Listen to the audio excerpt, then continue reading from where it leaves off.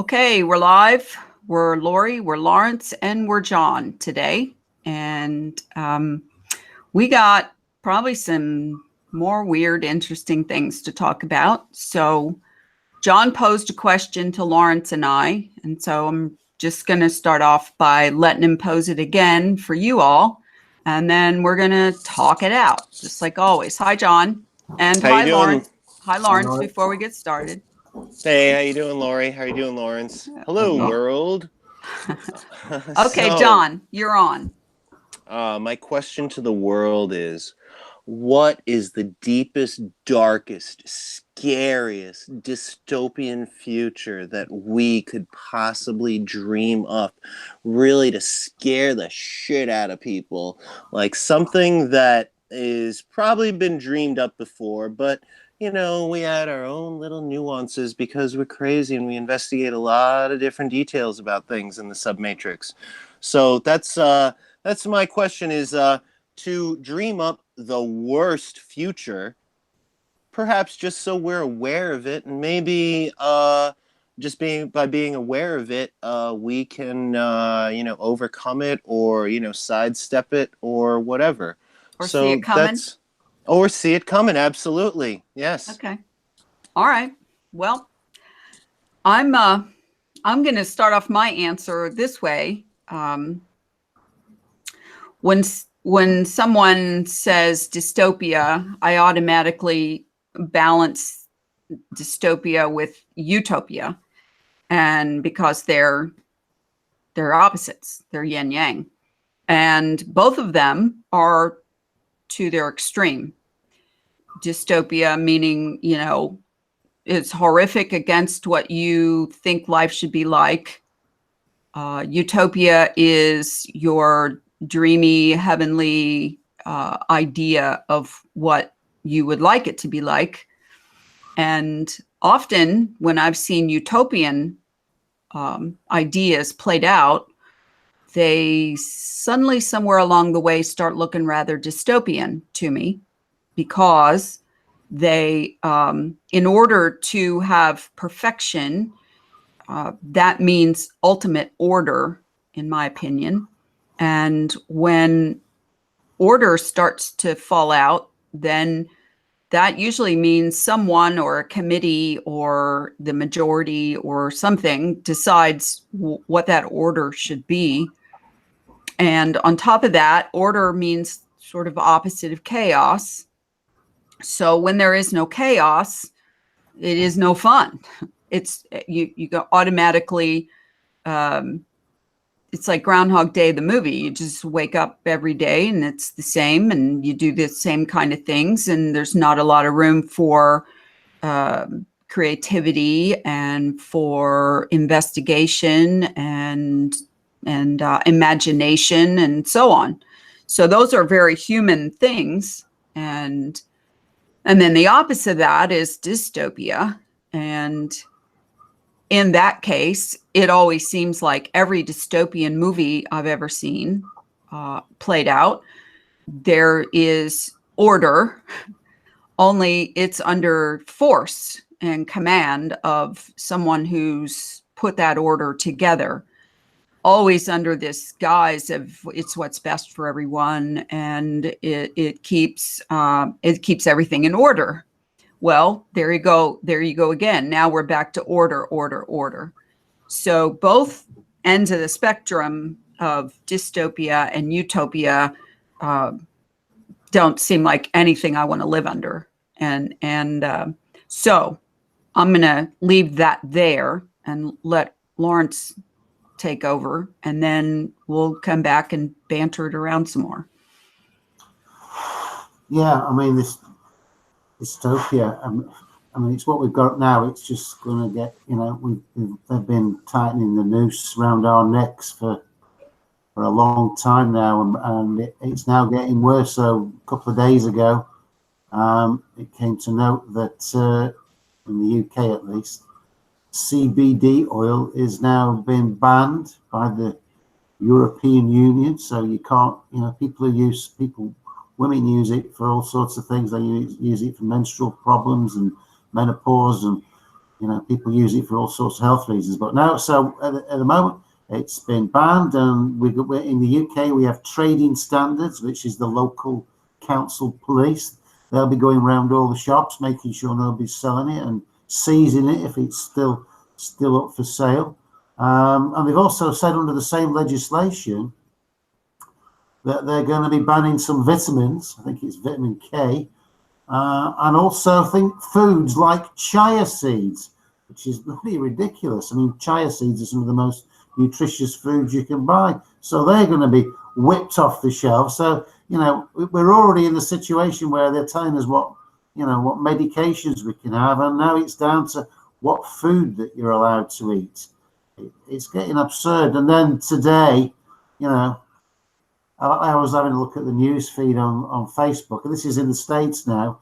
I'm not sure whether it's the entire state or some states, but you've got the situation where the world's getting very horrible, and they're allowing a full-term abortion. So fully developed babies, they're allowing them to be murdered now in the United States. And if you haven't seen the clip where the politicians asked the question several times in Congress or wherever it is, then I saw it today, and they confirmed you can murder full-term babies now. So you can't get more dystopian than that. Okay. That's pretty dystopian. Indeed. Okay. Okay. So, when you ask what is the worst dystopian thing you can think of, well, many have come before with books and movies and films that show post-apocalyptic dystopian situations and lives. And I think a few weeks ago, I talked about one movie I watched where the bad guys that couldn't manage to manage themselves in society, like were perpetually criminals or dissidents or whatever, were whisked away to this giant fenced-in area, looked to be out west in the States. And it was complete and utter lawlessness, anarchy, no control, no rules, no nothing. And the different people who were banned to there. Some groups set up little communities and tried to keep the bad guys out and set up their own rules. And then there were this one camp of people who anybody who wandered out in the desert and they found them, they took them back and ate them. I mean, they literally cannibalized, ate them.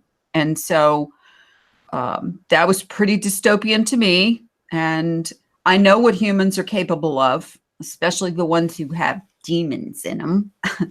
And I also know that when you get down to survival tactics and it's every man for himself and so on,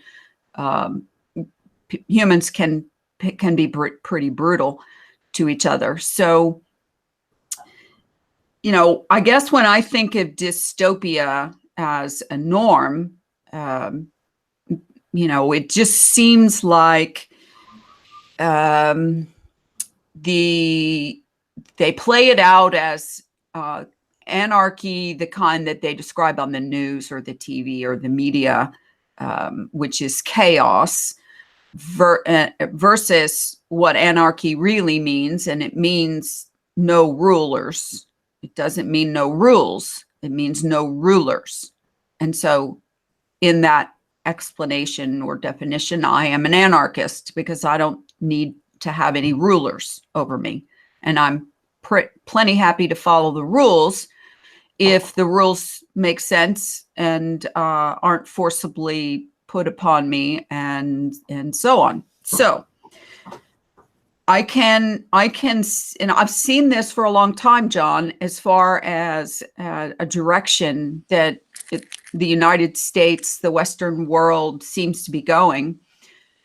Many times you look at these little countries, in Africa or South America or in the past that had these horrific dictators who just did whatever they wanted, and they had their own gang of thugs, and you know, they took everything and kept the people in poverty and so on. And that's on a small scale. And everybody in the West goes, ooh, isn't that awful, awful, awful, you know, horrific. We should do something about that. We should intervene. We should overthrow that dictator. And then, but on the flip side, you watch a republic, democratic, constitutional country like the United States that has continued to implement more and more rules, statutes, laws, ordinances, Fed laws, state laws, county laws. It's layered upon layered upon layered, and that's seeming very dystopian to quite a few people already, and they've only just begun. So the trickle or domino effect, it doesn't take long, especially when you're watching closely. It doesn't take long for you to see the direction that it either is going, the agenda wants to go, or you know, that's the plan. And it's always baffled me that anyone in what they think is a constitutional country with rights and civil rights and natural born rights would ever want to go in that direction. And if I can see it, why can't they see it? Yeah, well, you know, cut to Venezuela. They just got off the dollar, and look what happened to them. That's bringing up the submatrix. But wow, Venezuela could be like one step away from Brazil. And I mean the movie Brazil. That was, okay, there's dystopia right there. Yeah, when I think, you know, the lawlessness, you know, the gang of thugs and everything, there's like controllers, there's like, you know, the people that are controlled, and then I don't know, maybe you have an audience, you know, maybe they're safe and secure for their temporary moment. I think of the movie, an old movie with Sean Connery called Zardoz. It's a play on the word wizard. And the opening scene is a big giant, I believe, red head of a type of a spaceship. It's in the shape of a helmeted head, and it travels across the land, and then it lands down, and it greets a whole bunch of savages in the Badlands, I guess. And what it does is it starts spewing. It's a fascinating movie. It starts spewing guns and ammunition. So all these savages start taking up these arms and guns, and, you know, shooting them in the air and shooting a bunch of each other. And they're taught to, you know, they're told by this voice of the big giant head to go and rape and pillage and kill, you know, you know, then the only protected people in the land are people that use some sort of higher brain power to protect themselves with something that's as simple as holograms. So, you know, we have this in the contemporary world already. We have gated communities. We have, you know, the people that live out in Long Island or Greenwich, Connecticut, you know, that feel like they have to circle the wagons like they did back at the Alamo because, you know, 99% of the people are, you know, taking up pitchforks and torches. But I don't think that will happen. I think we'll labor in some sort of Logan's Run beauty world, you know, and we have to be protected because the world is coming to shit, and perhaps we won't recognize the background of things, you know, like in the Time Machine with the Morlocks, you know, that come and feed on the weak and the feeble, the easy prey. Boy, you are like a big fan of dystopian movies, aren't you, John? That's what I was raised on. Yeah, absolutely. well, I thought we were going to be living in one already. Well, you know, dystopia is a perception, just like utopia is, isn't it? I mean, when you take like America right now, it doesn't take 5 minutes scrolling on Facebook to see and read the far left, far right arguments and ideals and hopes to win over the other side, or why don't you wake up, look at what they're doing, and then they're both sides really think they have an argument. And the problem with that is that in order to argue, you have to have communication. And in order to communicate, you have to find some common ground in order to communicate your, let's call them grievances. The right has their, far right, alt right has their grievances, and the alt left has their grievances. And then there's everybody in between. And then there's a whole bunch of, I don't really give a shit people. Just leave me alone and let me live, and, stop it with all of that bickering. And so when I think of dystopia, I feel pretty dystopic often, in that I already realize I go out into the world less and less every day, as much as I can possibly just stay to myself and stay, hermit myself away. Then I don't have to deal with it face to face, one to one. But I do have to deal with it in knowing that it's out there, because I don't turn, you can't turn it off. You can, if you want to be, a true hermit and go off into the woods somewhere and build yourself a cabin and have your dog and your grizzly bear or whatever. But it, you have to deal with it. Well, I've been one of these people who's been seeing this dystopian crap coming for decades, actually. If you really want to know the truth, I can go take it all the way back to being anti-Vietnam War, all the way back in the early 70s. So I've been bitching about the controls and the Gestapo tactics and the all that stuff for all of my adult life.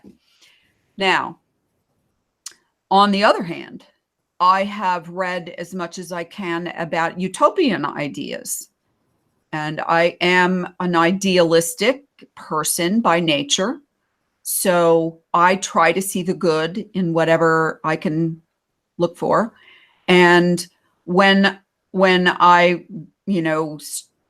get into a new utopian sounding idea, it always pulls me in, whether it's Venus Project or some of the, great writings and books, Buckminster Fuller, different people who have thought of ways to improve the human dynamic. But then I know that there will always be people who will be opposed to that, any kind of utopia, because it requires certain levels of behavior, certain cultural beliefs, certain ideologies, and they don't want to play by those rules. They don't want to live that way. So there has to be a common ground, or it's going to be dystopian to someone. So when I think of the worst case, and then I'm going to throw it back to Lawrence, because he's pointing out particular instances. Well, I can go on for the next 4 hours of the particular instances that I've seen creep. It's dystopian creep is what it has been all along.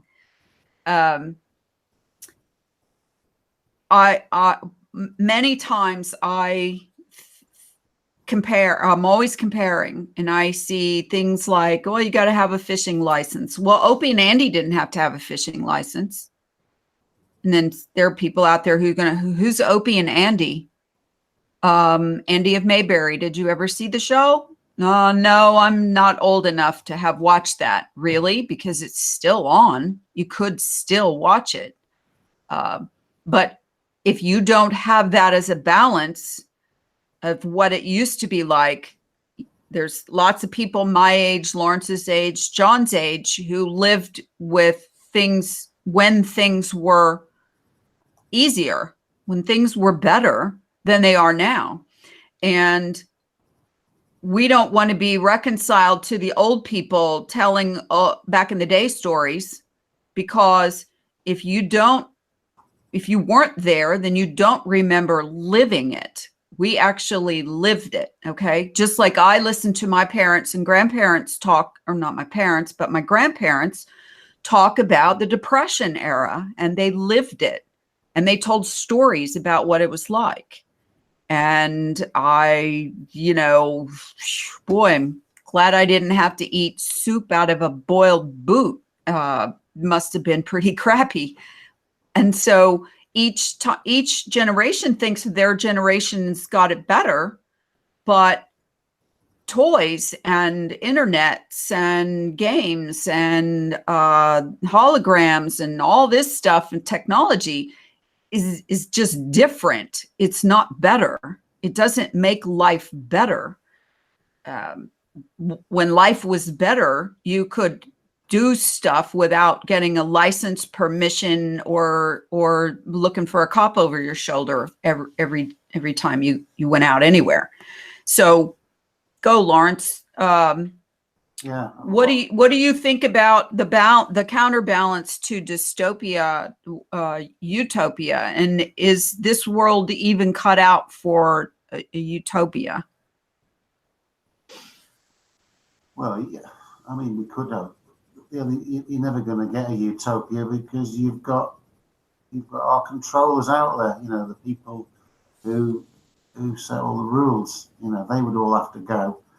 But a utopian world for me would be one where you can do just about anything you want to do, as long as you're not physically hurting anybody else or upsetting their feelings. I'm not talking about being politically correct, or injuring somebody. You can do just whatever you want. You don't need to get, because right now you've got to get permission for all sorts of ridiculous things that are, that you never used to in the past, and there was never any problems in the past. But now, you want to do something quite simple. Well, you need a permit for it. You need a license for it.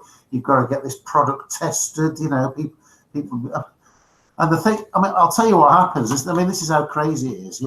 I supply oils, essential oils, to people in the UK and in Europe, and they make products with them like soap and candles and stuff like that. Now in the UK, we have our trading standards, and they'll go around people's places and swoop upon them and say, have you got all your paperwork for this? Have you got all your tests done for this? And of course, if you want to have a product tested over there, it costs you like, I don't know, $200 just for a single product. And you might have many products that you want to sell. So you end up paying thousands of dollars just to sell something that in the past you wouldn't have to pay for all this stuff. But then you've got places like Portugal where they make exactly the same products, but nobody gives a shit over there, and they just get on with it. They haven't got to get permission to do stuff, but they're under the same European legislation. But over there, they just don't bother with it. But in Britain, everything is religiously enforced, and you have to go along with it. That's the situation you're in now. So they're in the business of putting small businesses out of business in places like the UK. So people don't want to, there's like barriers to entry. People just don't get off the ground because they think, well, I ain't going to bother because I'm going to pay all this money just to sell something. So I ain't bothered. I'll do something else. But they keep narrowing the field. So you can't do this and you can't do that. So you think, well, what can I do? I'll give you another example. This is how ridiculous it is. I buy in organic, certified organic essential oils from a number of suppliers, and I've got all the proof of where I've bought them from. I've got all the invoices. I could show pictures of all the containers and everything else.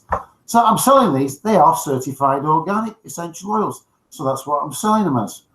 No, sir. You cannot sell them as certified organic. Well, why is that? Well, if you want to sell them as certified organic, you're going to have to pay. This is the Soil Association. You're going to have to pay us a fee of £900 for the privilege of correctly labelling your product as what it actually is. And I said, well, I don't want to pay you 900 quid. What do I get for that? Nothing. All right, so I can't sell it as that. No, you can't. Right. Okay. Well, in that case, I'm going to sell them as organic. They're not certified organic, and then I put a disclaimer on my listings. This is where I'm getting them from. They're certified organic, but I am not allowed to label them as such, so they're just organic.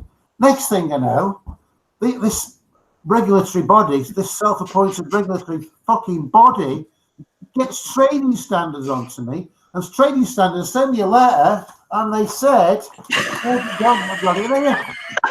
Trading standards. Here we go. This is what they send me. Here we go.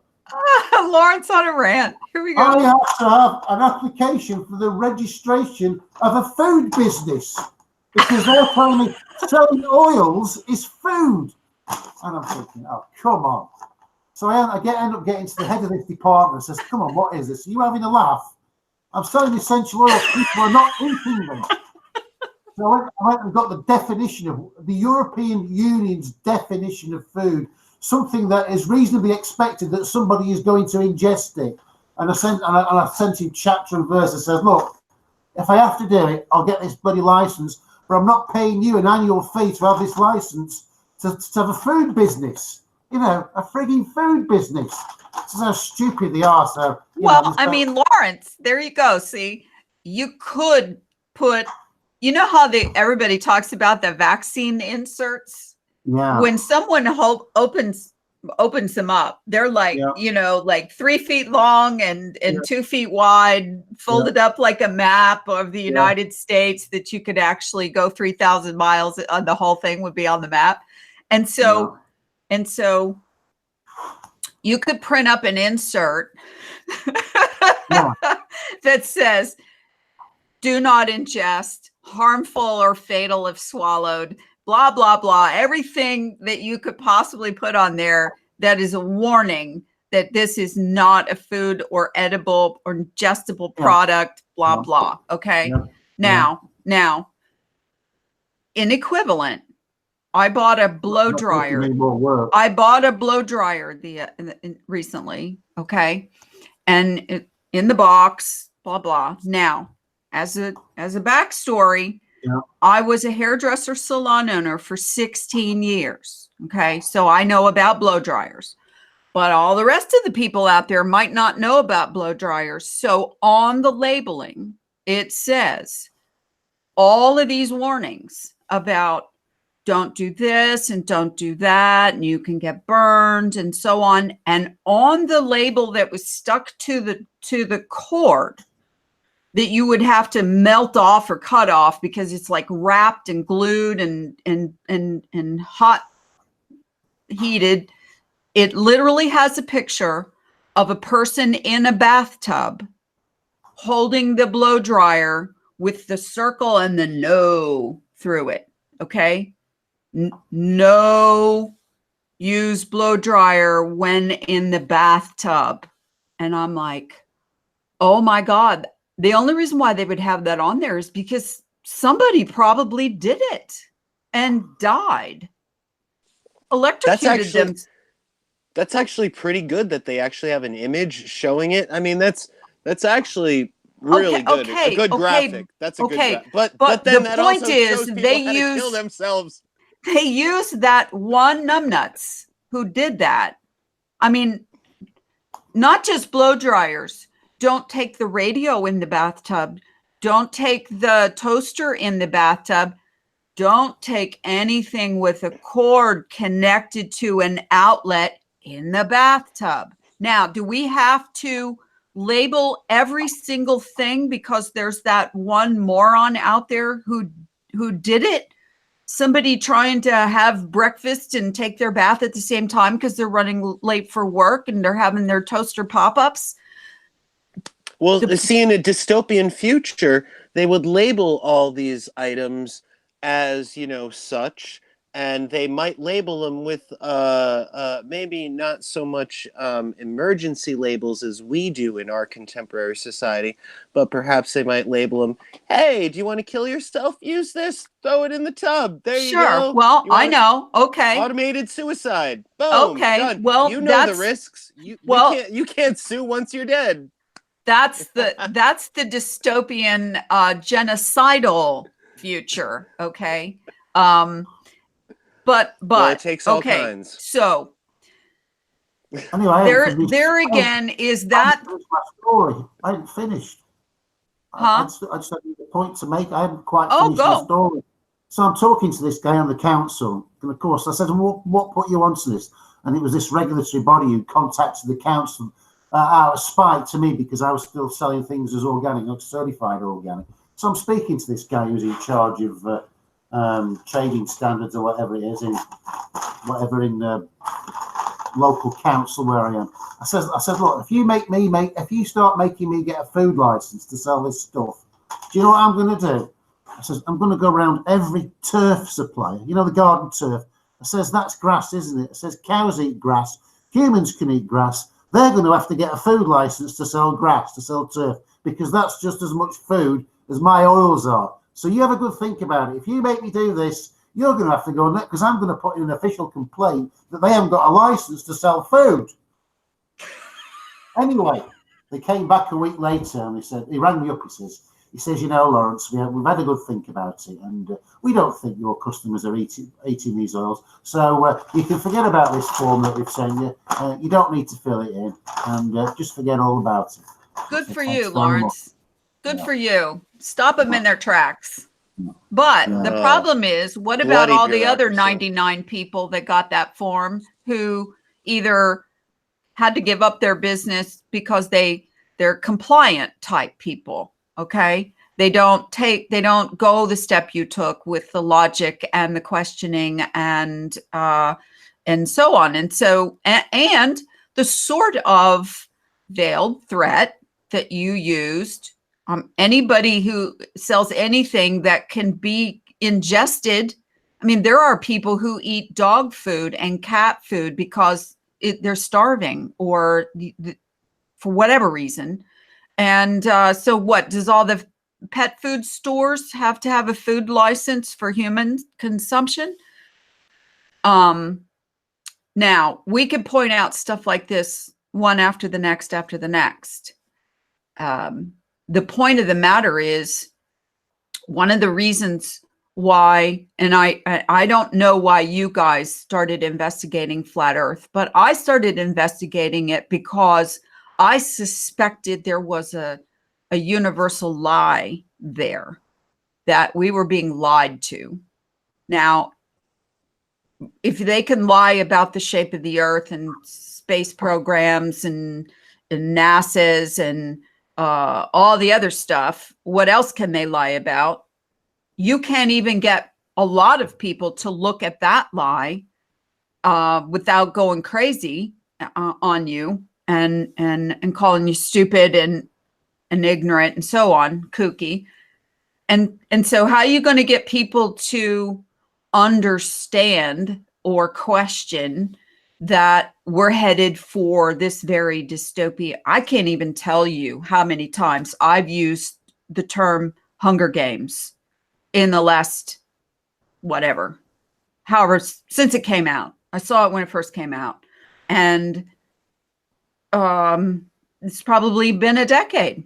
And people go, oh, come on, that's fiction. Is it?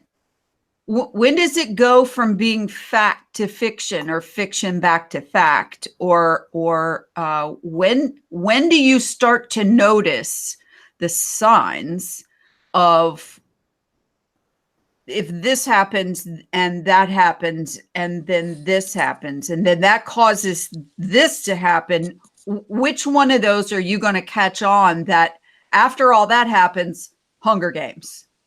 Okay. And could I live in a Hunger Games type scenario? Neither. I look at the two scenarios, pardon me, of the Hunger Games, the people who live in the little villagey camps in poverty and horrific conditions, and the people who live in the city who have the wealth, who bring these people in to entertain them, basically. And so could I live in either one? No. As long as I knew there were people out there in the Hunger Games towns, I wouldn't be able to stand for that. And of course, if I was in one of the Hunger Games towns, I would be the one getting all the people together and doing the rabble rousing and saying, "Come on, you bunch of lazy sons of bitches! Let's end this. We don't have to live like this. This is crazy."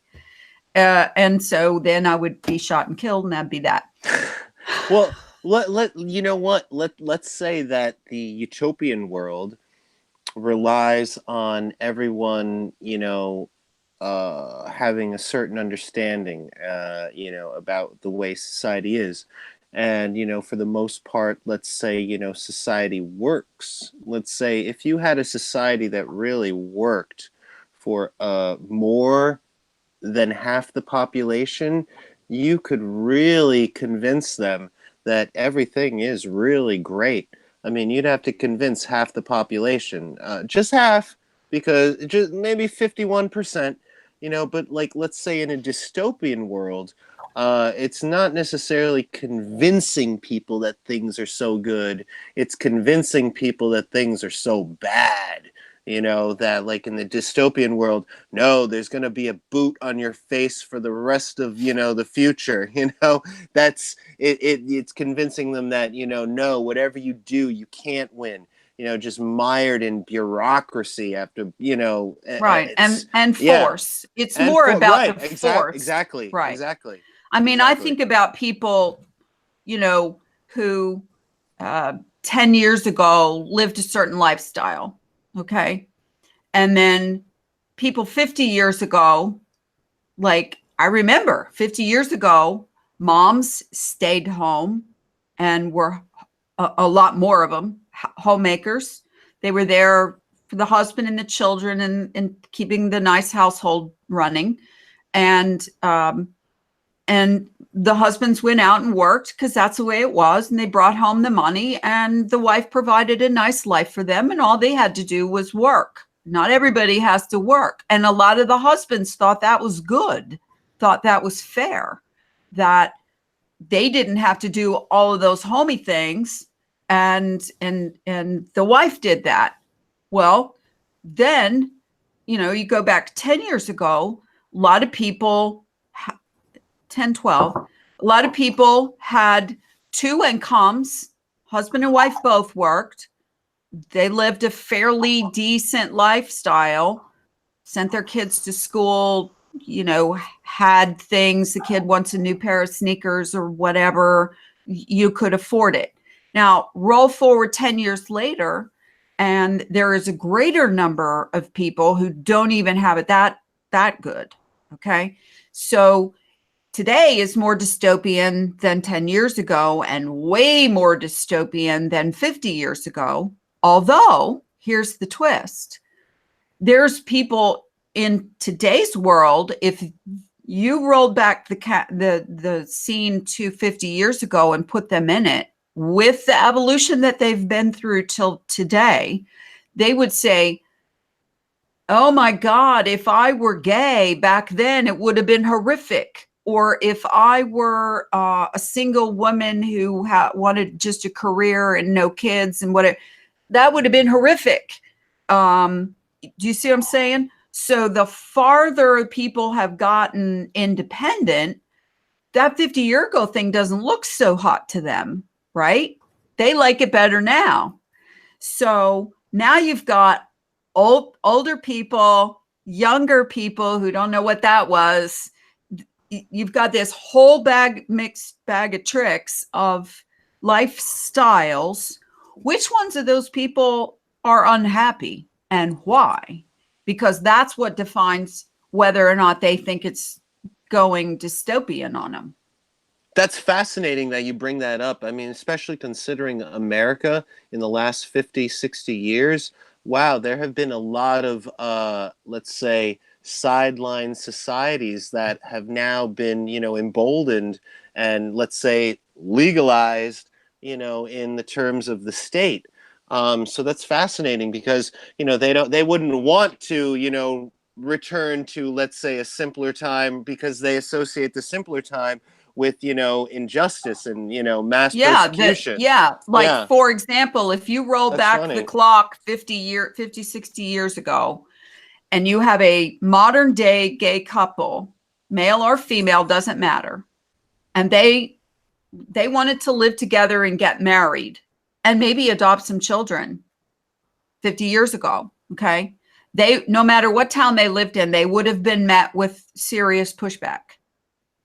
And it was in fact illegal. There was no civil ceremony, legal marriage document, license, there we go again, for a gay couple to get married. Now, yeah, I knew lots of people back then, both males and females, who had a gay relationship and lived together and had households and jobs and lifestyles. Okay. And they, for the most part, were fine with it. I mean, I remember they were fine with it. They had their choices. So what I'm saying is, as time goes on and you have more fragmentation of what people decide is dystopian or utopian to them, it would all be based on what lifestyle they chose to live. Now, when it comes to the point where, and this is where we are now, I just read a thing the other day. The federal government, is going to start cracking down and make tiny houses, ban tiny houses. Now, for the last decade, they've been pushing tiny houses because that was the Band-Aid for people who couldn't afford a normal home, lost their house to foreclosure, or couldn't afford a regular apartment, but they could afford maybe a $5,000 to $10,000, $12,000 tiny house somewhere. Now, so why would you want to ban them now? What would be the point of that when you've been like standing around letting it happen and kind of pushing it a little bit for the last decade? And so when I ask myself that question and I say, what was wrong with tiny houses that they didn't like? Can only be one thing: independence. Independence is the enemy of a dystopian society. It's also the enemy of a utopian society. So the only way that you can make people think that it's not dystopic and not euphoric, is to make everybody feel like we're all equal here, okay? Even though you were talking about the people in the gated communities and out on Long Island and circling the wagons, it isn't ever going to be equal, period, until you equalize how much money everybody has, which is never going to happen, because then you're always going to have the haves and the have-nots. When you have the haves and the have-nots, the haves never are safe from the have-nots. Never. No, I don't care how many gates and walls and security forces you have around you. The masses of have-nots can always take away from the haves. Okay. Now, what happens when the have-nots take everything away from the haves? Nothing. Really. This is the part that freaks people out. Nothing changes because it wasn't real money anyway, right? And so the more you equalize out the money, the more we can all just only buy the same stuff with it, right? If nobody's wealthier than anybody else, then nobody gets a boat, nobody gets their own airplane, nobody gets their own mansion. Do you see what I'm saying? We all live equally. Well, what is that equal? That equal is the sum divided by the many, right? The sum of the whole divided by everybody, right? So they're monetarily, the actual money has nothing to do with dystopia or utopia. It's only what you can buy with it. And if buying security with it is more important than buying a plane with it, then that's what you'll do, right? But how healthy are you walled up in your mansion with all your toys and your security people and everything when the rest of the world has gone to shit? and Did you nobody just kill money? There's no With that statement? There's no plane making company because there's no resources for plane. Do you see what I'm saying? I can extrapolate that out to the nth degree. All you would be using money is to buy security for yourself. That is fascinating. Well, think about it. You really just killed money right there. I killed money. I killed money a long time ago. That's why I couldn't care less about. I've never cared about money. I could have a lot of money if that was my goal. It's never been my goal. Having happiness and peace has always been my goal. So if I had to trade happiness and peace with doing something that didn't make me happy in order to have money, well, then that's not a good trade. So, okay. So what are the triggers that people should look for that this is the place where we're going to go off the cliff into dystopia? Okay. In other words, there's no going back from here. Once you get to this line and you're playing tug of war and both sides are at the line, once you go over, you're done. All right. It's game over. That's how tug of war works. So what is the line in the sand that people is like, that's it. I'm making an ultimatum and I'm sticking with it, do or die. I mean, I know what mine is. I wonder what other people's is. Because I've been pulled closer and closer to the line for decades. Lawrence, you talked about the oils and the food and the licensing. Back when I was 17 years old, friends of mine in high school wanted me to cut their hair. I was good at it. And I would ask them, well, they'll just come over to my driveway because I can just do it outside and sweep up the hair and no mess and no big deal. $5. That was a long time ago, $5. But no license, no, wash your hair before you come, no blow dryer. It's just about getting your hair cut. I wasn't hurting anybody. Think about it. I could shear a sheep in my driveway, but I can't cut somebody's hair without a license. Do you see what I'm saying? You can't sell lemonade if your children to raise some money for some noble cause because you need a license for that. Yep. Let's get arrested. Put your hands up. People think, well, look at all of the wonderful things that the United States have for all of its citizens. They're public this and public that, public libraries and it's free, and public parks and they're free. And it's like, I hear the record scratch the minute you say free. It ain't free. There's no free. You pay taxes for those public lands. You pay a ticket to go in the park. There's something where somebody's getting money. Okay. There's no free. The library isn't free. It's paid in your property taxes.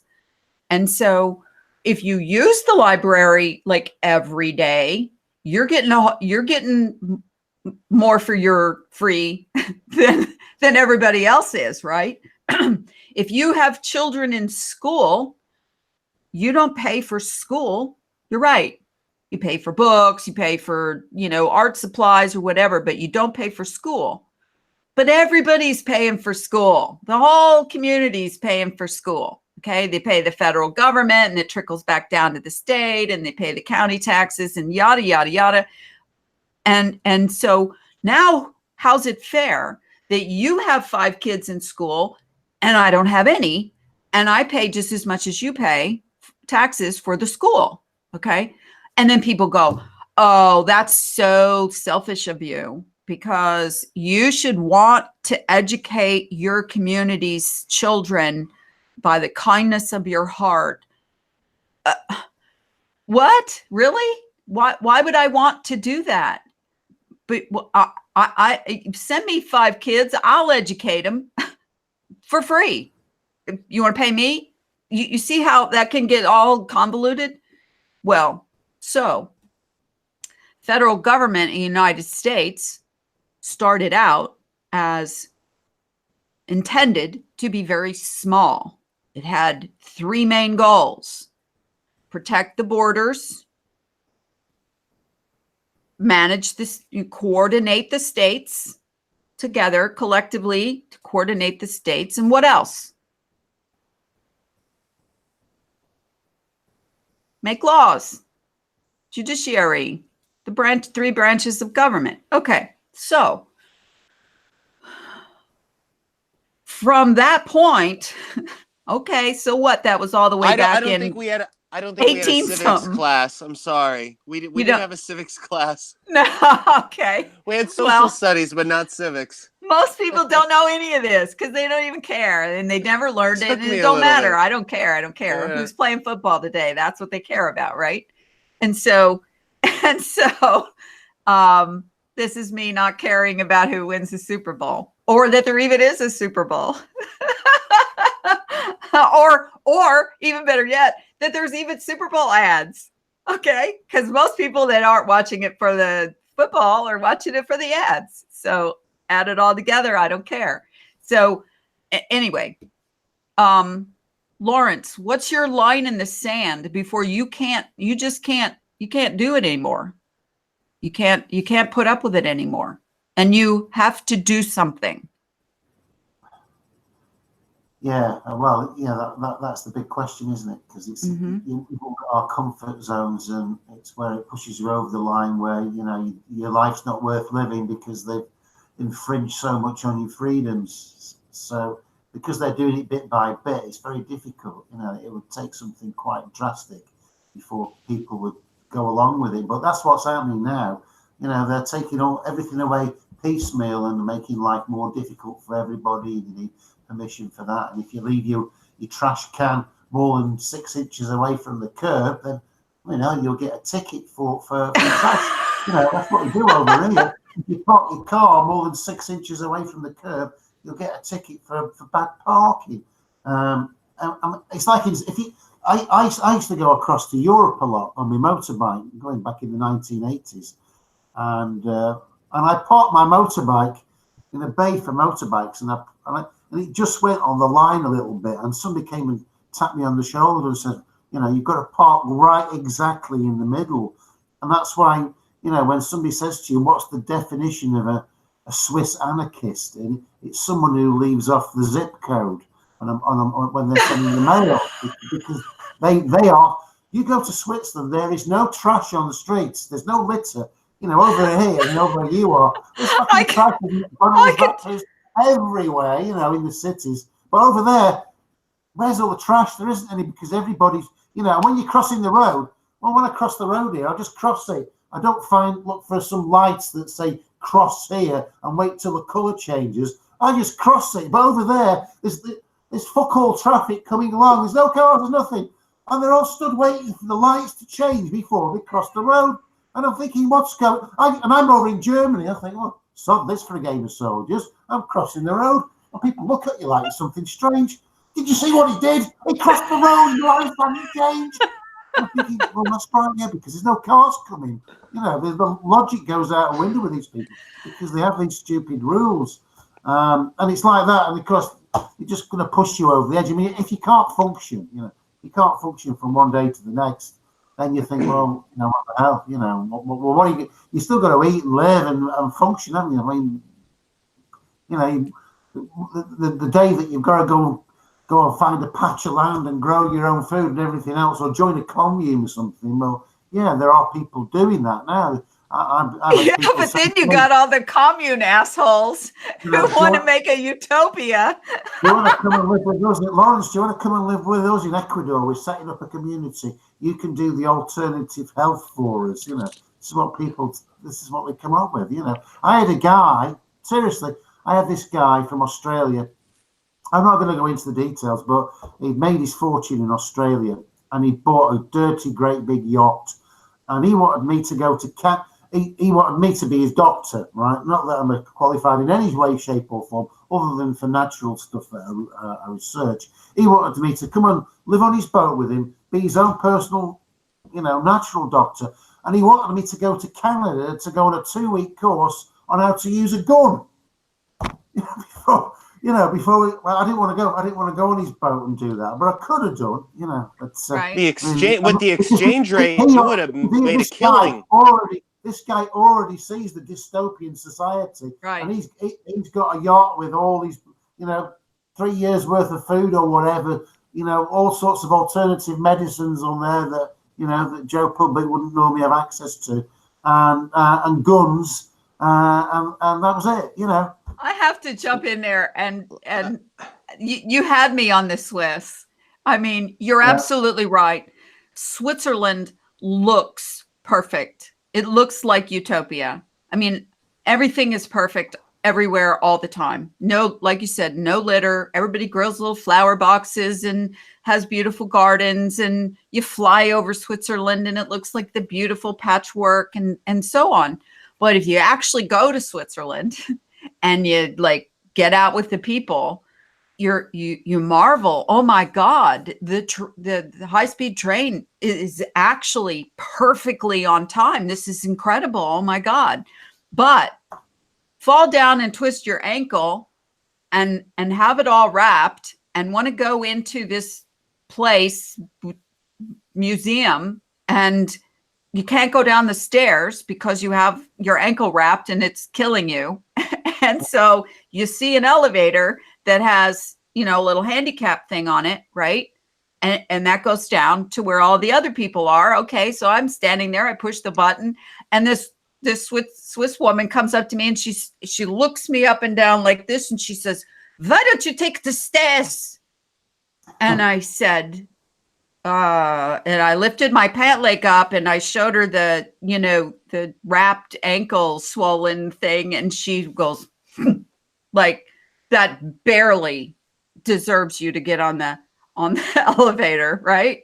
And the same thing with crossing the street without no cars, just crossing, and somebody walking down hey, you're supposed to use the crosswalk in their Swiss German, whatever, but I knew exactly what they were saying. And so it is so orderly there that if you come from a disorderly place like the US, you're going to have a really hard time. And so I left Switzerland thinking that's beautiful. And, you got a lot of history there, but I'm never going there again. I mean, that place sucks. Sorry if you live there. I've been to London a few times, and I have to say that it's amazing to see that walking around the streets of London, especially the major thoroughfares or the high streets, they actually have fencing along the sidewalk to prevent stupid people from running out into traffic, as they said on Absolutely Fabulous. Just let the stupid people just run into traffic and kill themselves. Right. They also have thinning the herd.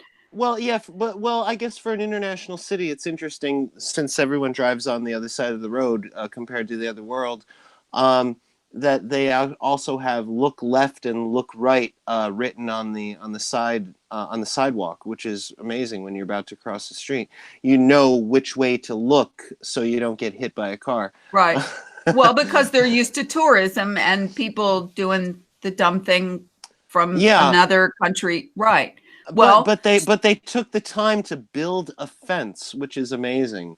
To stop people. But that's an orderly, there's a difference between order, right? Because somebody had to fund that, and so that meant some organization or governmental agency or group. Okay, I have a question. Put that in, I have a question. Okay. Obviously, a utopian society would be all about telling you how good they work for you. All the benefits they're producing for you. All everything that you enjoy in our society. This is because of what we've done. In our utopia. whatever. Now, what would a dystopian society tell you? What would they tell you to try and convince you that everything is good, and despite all the the bad things? Stop it! Get off! Sorry, I got a cat scratching. What would a dystopian society say to make you feel good about yourselves? At least just Would for they the would they bare even minimum. Would would they? they even care, John? Would they Well, I even mean, look at care communist Russia. if They they at least took the time to. I'm sorry, not Russia, the Soviet Union. They lied about the crop yields and everything, the gas supplies and everything. Although that has changed in years, they've done quite well. But that's just one example, But how does how would a dystopian society keep you in line, but also keep you placated and make you think that you're happy, let's say, even though you're not happy? So it might be sort of like a game or a trick that they're playing on you. Yeah. things like fluoridating the water, things like vaccinating the children with heavy metals and other poisons, things like chemicals in the food, chemtrails in the air, chemicals in the water. I mean, I can go on and on forever. How do they placate? They're already doing it. They're already doing it. Okay. Now, also, bread and circuses. Today's a perfect example. Okay. I was gonna mention Rome before when you were Bread and talking about the old circuses. societies. Yes. Right. Okay. Yes. And good old everyday propaganda and public relations, otherwise known as propaganda. And so most of the people out there who, it's kind of like this. Misery does not necessarily love company when it comes to sharing with other people that aren't really close to you what your own situation is. Okay. Be it monetarily or whatever. Okay. Because this country has an overriding attitude. And I would say UK is the same. Switzerland, definitely. United States, most westernized countries have an overriding attitude that they put out to the people, how lucky you are to get to live here, how wonderful it is to be westernized because you could, there but by the grace of God go you, living in some third world country where you got to walk 12 miles to get carry gallons of water back. Okay. And so on and so on. So they're constantly reinforcing that everything is much better here than it is someplace else. And on top of that, and if it isn't better, then we'll just bomb the shit out of them until it is. Okay. Or we'll loan them way more money than they could ever pay back. And then we'll call in our debt and collect. And if they can't pay, then we'll Venezuela them. And so, or Africa or whatever. And so they're, they don't stop for a second and think that they don't have think tank people meeting all the time. All these organizations, committees, whatever, coming up with ways to make things sound better, while tightening the noose just a little bit harder. All right. I got a quick question for you. Okay. Can the idea? I mean, I know the idea has been exported. I mean, to Europe, the idea of capitalism, the idea of the American way. But I mean, and that sort of resides in the idea of making money and buying material, goods and being a consumer and everything. Now, let's say there was nothing bad in that. Let's say there was no corruption in the corporations. Let's say everything was done, for the benefit of society. Let's just say, I mean, is that idea in itself, utopian / dystopian? you know, buying and selling and you know, trying to make a good, you know, life in that regard. You know, I mean, exporting that, is that something that is exportable, or is it something that's like, you know, with the hammer of a gun, you know, bum Well, the empire? for first thing, it's unsustainable. Okay. Sure. Yeah, absolutely. But I'll say second that. of all, um, it's unfair. If you really want to think in any kind of idealistic terms, how fair is it that someone, you know, 1,800 billionaires collectively control, you know, way over 50% of the wealth of the world, and they could solve huge humanitarian problems, but they don't. And because they believe that some countries and some people aren't worthy, or they believe that it will disrupt it will make things too equal, and go back to what I said earlier about, if you equalize the money and you don't have any haves and have nots, then you can't run a capitalistic, monopolistic money system like that. I saw a meme today that really got me, that I hadn't really thought about it before. There were four guys in the meme, and Kanye West was one of them, and it had a little caption under him: owes 5.3 million in income taxes. And then the guy standing next to him, he's looking at his phone, owes $23,000 in credit card, or $23,000 in student loan debt. And then the third guy standing over here, and its caption says, owes $5,000 on his credit cards. Okay. And then there's a guy sitting on the ground, a homeless guy, obviously homeless guy, holding a sign, and his back is to you, and he's holding this sign, and his caption is, has $7. All right. So you've got a guy who owes 5.3 billion in taxes. You've got a guy who owes 23,000 in student loans, and you've got a guy who owes $5,000 in credit card debt, and a guy who actually has $7. Which one is wealthier? The guy who has $7. So when you look at it like that, yes, he's homeless. Yes, he's begging for food and a little bit of money, and so on and so on. But in the capitalistic society, he's the guy down on his luck when he doesn't owe anybody anything, and he has $7, versus these other guys who are dressed, everything they have is on credit or owed to somebody else. So who's beating the system here? Who's playing this system? And where'd that system come from, that's the norm? I've gotten to the point in my life, and I bet you guys can say the same things. We've already all lived through the consumer age, the age of consumerism. And most, if not all of us, have honed our lives down to a simpler form. Don't buy shit we don't need. Don't splurge on big things. For the purpose of, I don't want to do things I don't like to do for money in order to have things I don't need. Okay. And so, the American dream in my mind was phony to begin with, was unattainable for over 50% of the people.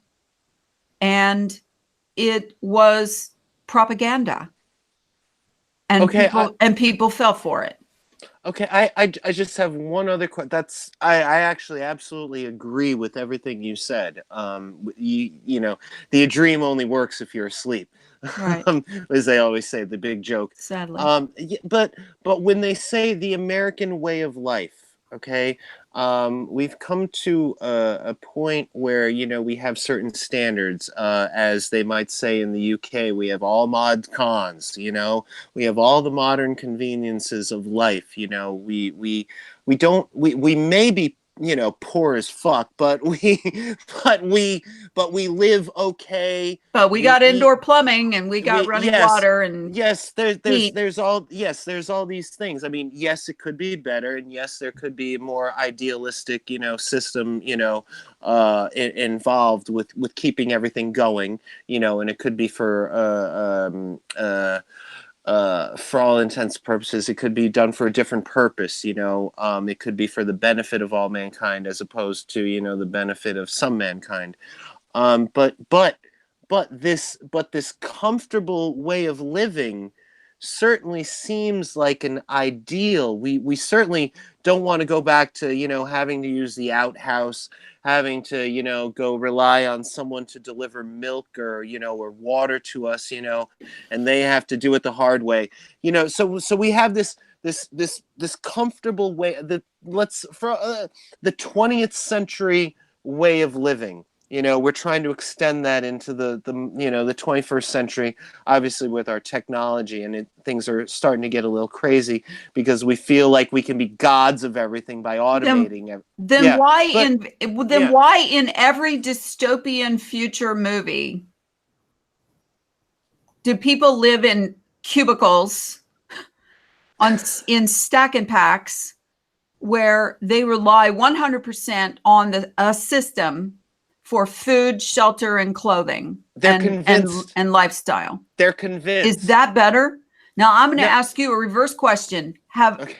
you guys either or ever lived for any length of time in a rural place on a farm and where you know, you could barely see a neighbor's house down the road maybe, and you had animals in a garden and chickens and stuff? Either one of you guys ever lived like that? Never done extended camping, but never what you described. Never. Okay, Lawrence?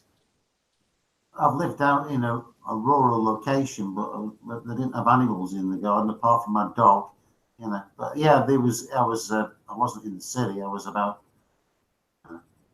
15 miles away from the city, and it's like a little village, so there'd be about 20 houses, one little tiny shop, a little post office, and two pubs, and that would be it. And then, but you always had to buy everything you consumed. You ate, both of you. You got it yourself. Now you had to go into the shops and buy it.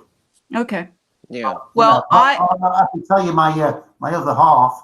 She lived somewhere where it was like that. Because she lived in Portugal, and what happened there? They were all basically farmers of sort. They all grew things, and what happened in Portugal, what still happens now, is they would grow things in the fields. They'd grow olives. They grow all sorts of things. And when one farmer had got a crop coming in, everybody else, the whole community, would gather around that one farmer and help them do the harvest.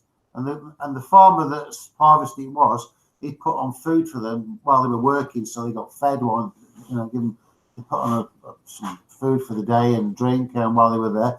And then the next week they'd be going to the olive harvest or the corn harvest or whatever it is, and everybody mucked in, and they might have one cow and they'd take it to the communal place to milk the cow every day, and they still do that now in Portugal. You know, that's how it is. As somebody who did all that, okay, wasn't I had a mini farm once, but as a child, my grandparents lived on 77 acres in southern Illinois, and I spent every summer there, all summer long, from the day after school got out till a few days before school started, and lived there for a couple of years as a child, and went to a 4-room schoolhouse. That's how small this area was. But I was taught and had to work. I mean, everybody had to work. Everybody had chores. Everybody had to do something. But this mini farm had a garden bigger than twice the size of the property that I live on now, which is almost an acre. A barn, every kind of animal, sheep, cows, goats, chickens, geese, pigs, you name it. All we had some of everything. Okay. And everything that we ate, except for a few things that my grandmother went into town and bought, which was things like, just like out in the Old West, sugar, flour, salt, baking powder, coffee. I mean, it was very, very limited what raw materials that she bought. We had all farm grown food, from the meat to the fruits, apple orchard, pear trees, the whole, you name it. I mean, I've never seen anything like it. And I was taught from bringing up these animals, watching them be birthed, raising these animals, slaughtering these animals, eating these animals, and everything in the garden, and all of the fruit trees, how to harvest, how to grow, how to do the whole thing. And I wouldn't trade that information and experience for anything in the world, because when I think of dystopia, I got skills. When the shit hits the fan, I got skills.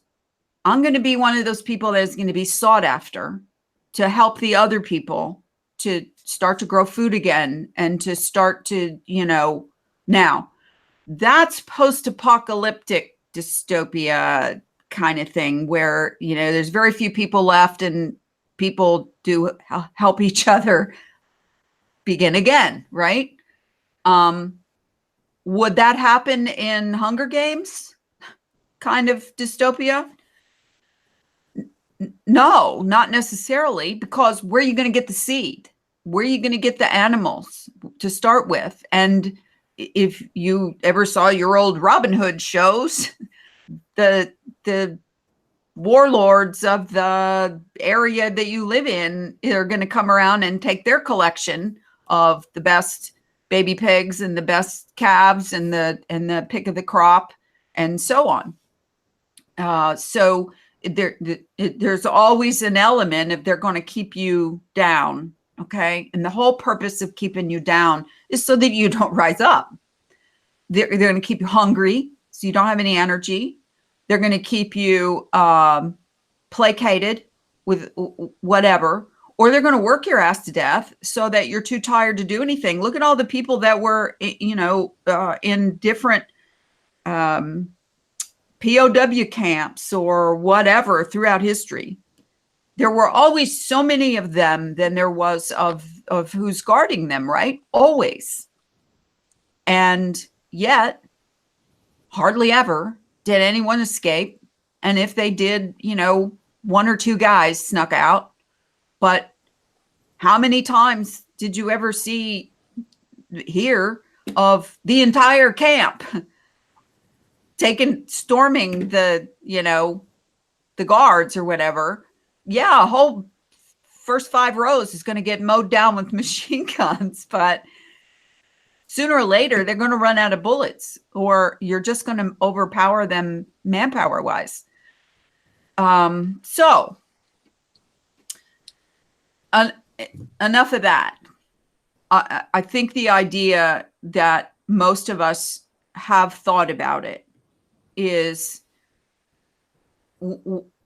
when is it too late? When does who decides when the shit hits the fan? Is it the people or is it them? Is it the ones in control? Because either side can bring it. The issue is nobody wants to bring it. They could have brought it anytime they wanted, all the way up to this hour, this minute, this day. But the slow, steady drip, pulling your toenails out and one at a time, nice and slow, is what seems to be working.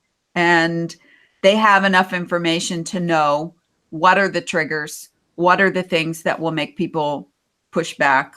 You saw it in France, you've seen it in Venezuela, you've seen it in, you know, Arab Spring, on and on and on. Occupy Wall Street. I mean, there's been uprisings after uprisings. The French do it pretty well. I'll have to give them credit. They got revolution down to an Viva art. la revolution. Yeah, they got it down to a science. So this is one of the reasons why I spend time and effort and hours talking about what's wrong. Why don't you guys see it? So on, for years and years, hoping that it, not just something I say, but enough of us get thinking, you know, and then do something, get active about it, because I don't want to wait until I'm in dystopia. I don't want to wait until, you know, the shit hits the fan and we don't, I mean, I truly believe one of the only reasons why the shit hadn't hit the fan and there isn't dystopia in the United States right now, or up to this point, is because of the sheer number of weapons in households, period. I truly believe that, even though they've got some serious weaponry. What is the most, Lawrence, in UK, what is the most bizarre crowd control weapon they have or you've ever seen used over there? They've used water cannon. They've used rubber bullets in Ireland in the 70s. And they use sound. Apparently, I haven't seen them use the sound, but they use sound to break up crowds. Those are all pretty low tech, actually, so far. Yeah, but the water cannon is using sewer water and urine. I know. Ugh.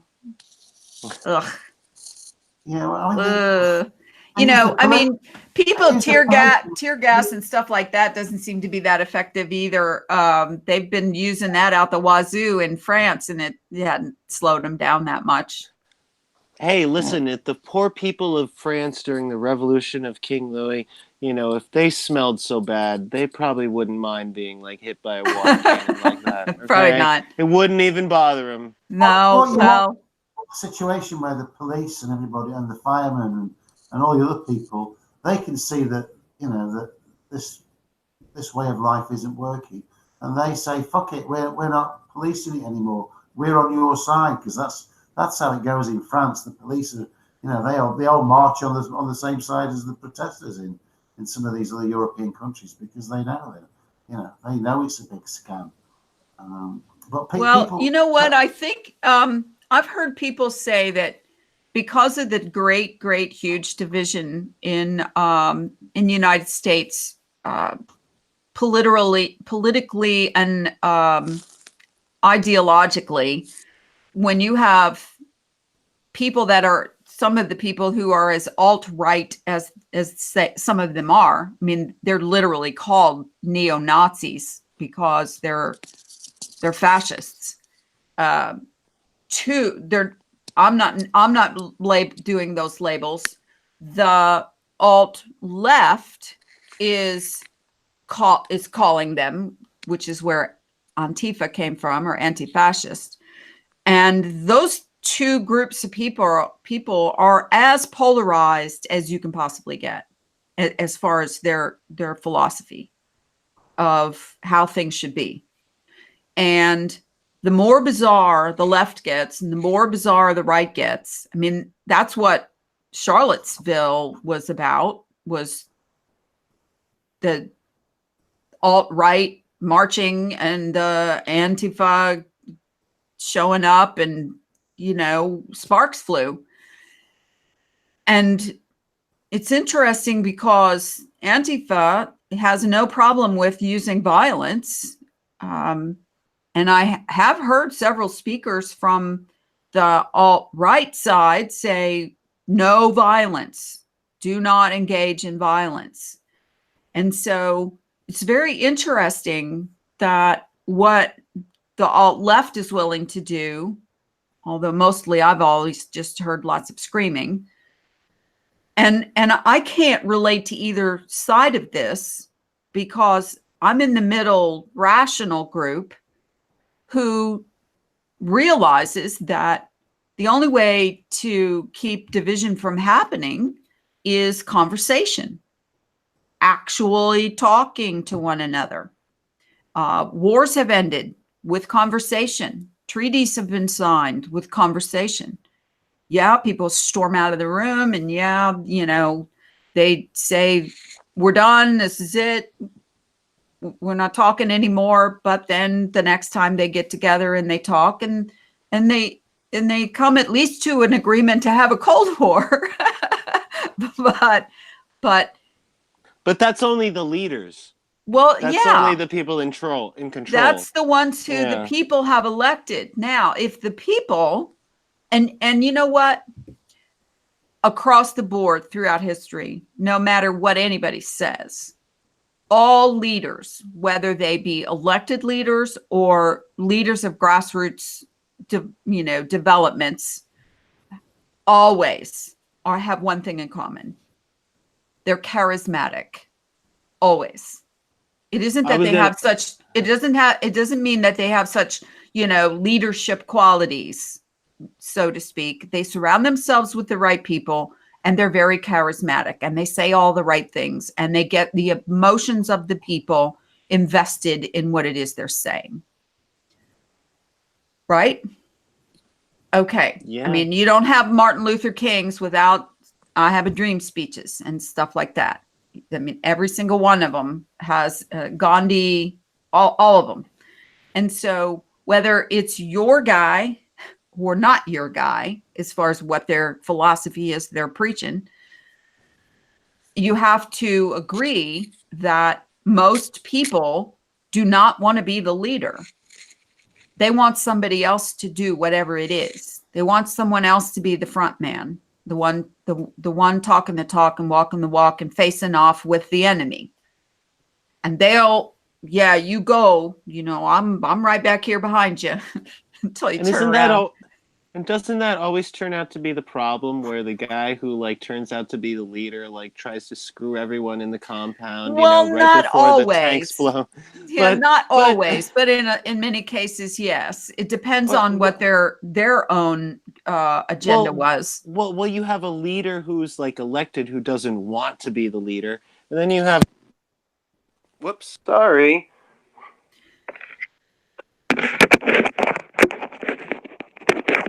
Well, so have the leader who, wants to be the leader. Sorry about that.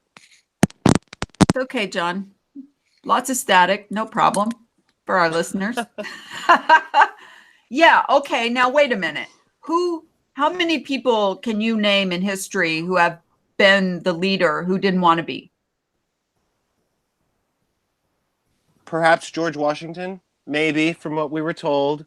Maybe, but he was a leader militarily, so he had leadership qualities, obviously. Okay, and so whether you have the qualities or whether you just have the charisma, usually if you have both, you're Attila you the Hun. may have really good intentions. Okay, you may have a cause and you want to rabble the people together for the cause and so on.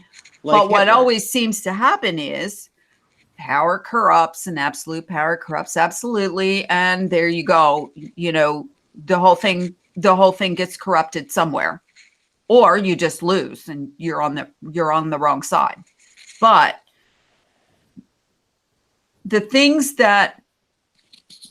what's interesting is the things that the American people who lived in America when the original revolution happened against England, were brought to arms for a whole lot less shit than what's going on today. I mean, megaloads less shit, right? Now think about it. Throwing tea tax, the bad, what did they call the generals or corporals or whatever they called them, who took over different areas to police them, for England, for the king. The whole point is that these people came here to get away from that crap, right? Okay, woohoo, we're going out with the no man's land to, maybe get killed by Indians or die of some horrific disease or starve to death, because that is better than that. Okay. So here you got these people that ran away from what they thought were horrific conditions because they couldn't worship their God they wanted, or whatever. And they had a revolutionary war for less reasons than we're dealing with today in the greatest country on earth, with this wonderful constitution and all the wealth that we enjoy. There you go. So when I ask you, what is it going to take? Well, you know what? It apparently takes a lot less or a lot more when you're soft, like we are. We're all soft with all of this stuff, all this nice stuff we have, all this nice living with indoor toilets. And you know what? I enjoyed going to the outhouse when I lived at my grandparents' farm, except for when I got that bad wasp nest up in the corner that we had to get out. But other than that, there was nothing wrong with it. It was quiet. It was peaceful. It was not a big deal, except it was really snowy. And then you had little pots under the bed and you used that and threw it out in the morning. So there was always a way. But what I'm saying is Americans are so freaking soft at this point. And apparently UKers too. And all the other westernized countries and are so soft because of all of the wonderful things they have, their iPhone and whatever, that they just sit around and grouse about it, or they just turn it off and sit down and watch Netflix for 4 hours at a stretch and sleep and go to work the next day. Is that what most people in UK seem to do, Lawrence? Yeah, they do. They'll go to work, they'll come home, they'll have a TV dinner, and they'll probably watch TV. Most people, yeah, they will. At the weekend, they'll go out to the pub, or, they'll go shopping. They might go and watch a football match, or, some local sport. And they might go out for a lunch and have a few beers, and then on Monday they'll do everything the same again, week in, week out. They have their little programs that they run in their life, and and it's the same every week. And that's what they do because that's what they've always done. If you took technology off them now, they would be lost. Yeah, exactly. Everything is technology. But if there was no TV when they come home, or no computers, people would be completely lost because they rely on the little iPhone. Does everything now, doesn't it? It's a typewriter, it's a compass, it's a telephone. It's a TV. It's the library. It's a radio. It's everything. Mm-hmm. It does everything the way you need about 20 different things in the past. So if you took that off them, they'd be pretty stuck. And it's like people go out for somewhere on the day and they forget their phone, and they realize they forgot it. Well, go home and get it because they can't function without it. Let me go back. Hold on one sec. Okay, I'm sorry. Go ahead. No, I was just going to say, I think people would be fine today to give up their phone if they still had their TV and like a landline telephone. No, I think generally, I think people might be able to adapt back to a lower level, albeit, with restrictions as it is, but I think we could do that. If we had to go like without anything, no TV, no telephone, I think we'd be like, shit scared. We wouldn't know what to do. We'd probably kill each other. Well, but if we had that low level, at least, but we're talking about dystopia here. What if there's no phone, no TV, no radio, no internet, no nothing. Okay. It's I'm start not over that time. freaking old, and I lived that way as a young kid. And I'm If you not could talking find a about farm, 3 and 4 years old, John. I'm talking about up into my teenage years. True. When we spent all summer at the farm. If you could We find had that farm chores to again, you do. could live that life again. But that's difficult right now. Well, we had chores, but it's all in what you have to work with. Okay. I understand. Now I understand. let's just say for a second that you didn't have a TV and you had a landline, because we had those back then. Okay. We're talking about the 60s and the early 70s. If you didn't have we had a TV, but nobody ever watched it. My grandmother watched it for 1 hour, a couple days a week to watch her soap opera. And my grandfather watched it for an hour to watch the news. That's it. Okay. It wasn't on any of the other times. We played board games. We played card games. We sang. We did art projects. We sewed. I can't even tell you. We snapped beans. we made. You went out for a walk outside. We made sausage. We went out and played. We ran in the woods. We did stuff. Okay. When I was 7 years old, at the weekend, I'd go out at whatever 9 o'clock in the morning, and they wouldn't see me again till tea time, and I would just out playing with my friends and Sunday. And in the evenings after school, that was after it. Chores. We didn't do chores in the UK. Chores is an American thing, it's not a British thing. You didn't have to do work in the house or around the property. No, Brits don't do chores, Laurie. It's not a Brit thing. It's an American thing. Chores is not a so word. Structured. Okay, then what do you call the maintenance things you have to do every day, every week to keep your lives in order? Clean the house, do the laundry, mow the grass, wash the windows, clean the kitchen. The parents do that. Children don't do it. Are you got to be kidding me. What? I'm not kidding. What? No, children not don't even do those for things like over an allowance? They don't. Not even for like a couple of bucks? No. Well, no wonder they've taken over your freaking country. I'm sorry. We had to do all of I had to go gather the eggs and slop the hogs and, rake in the garden and pull the weeds and go pick the peas because they're ready today. Wash the car. Garbage. There we go. The dishes. You didn't do any. Are you serious, Lawrence? You didn't do any of that when you were a kid? No. Nobody else. People I knew, that wasn't. People didn't do that.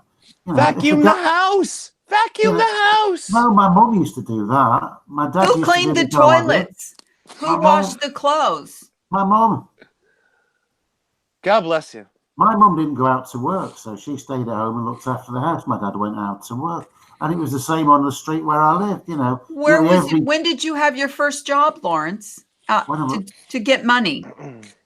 Probably when I was about 17. I had a bit of a job.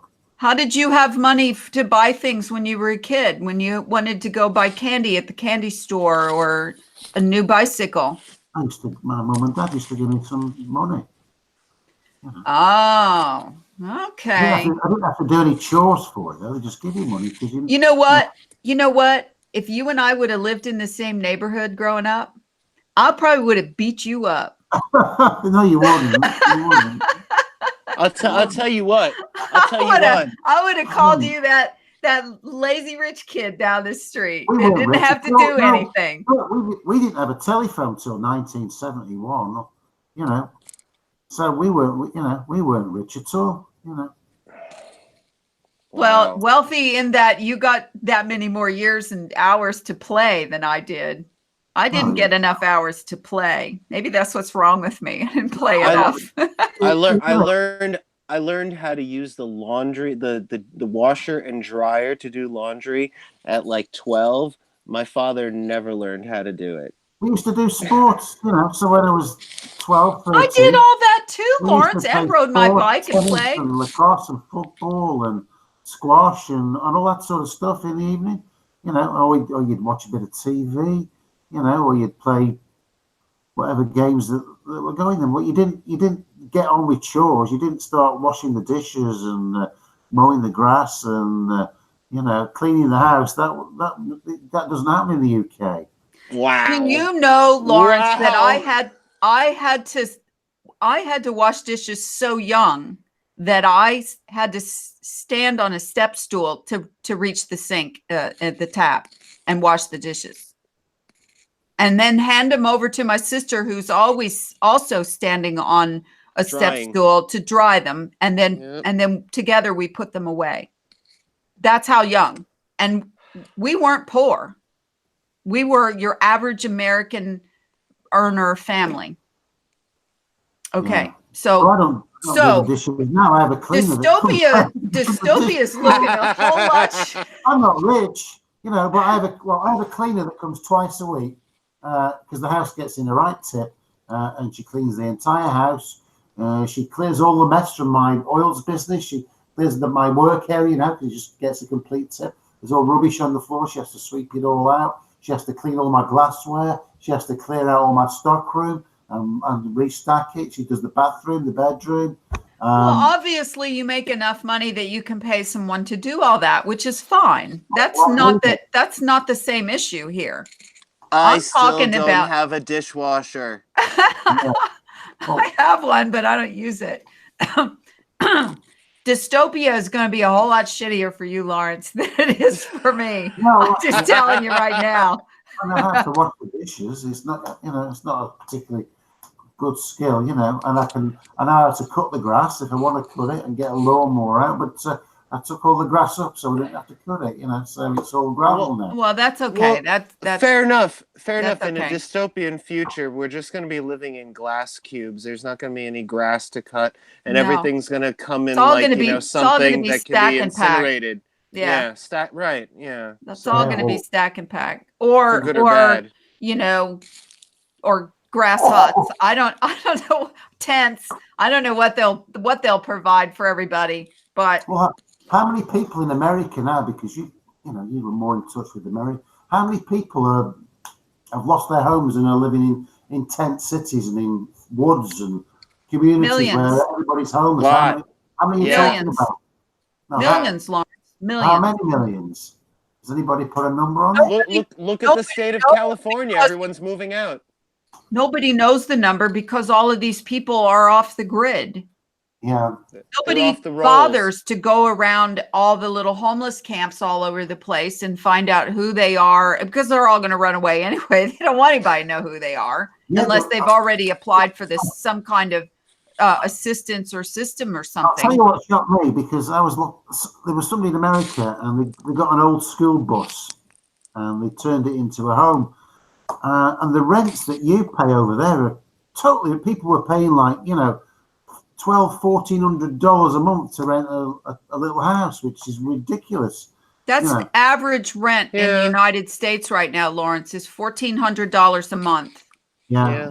Now, if you work in any of the service industries, low pay service industries, which, you know, if you're lucky, you're getting $7.50 an hour. If you work in food service, you're probably getting anywhere from $2 to $2 an hour to $7 an hour but then add tips.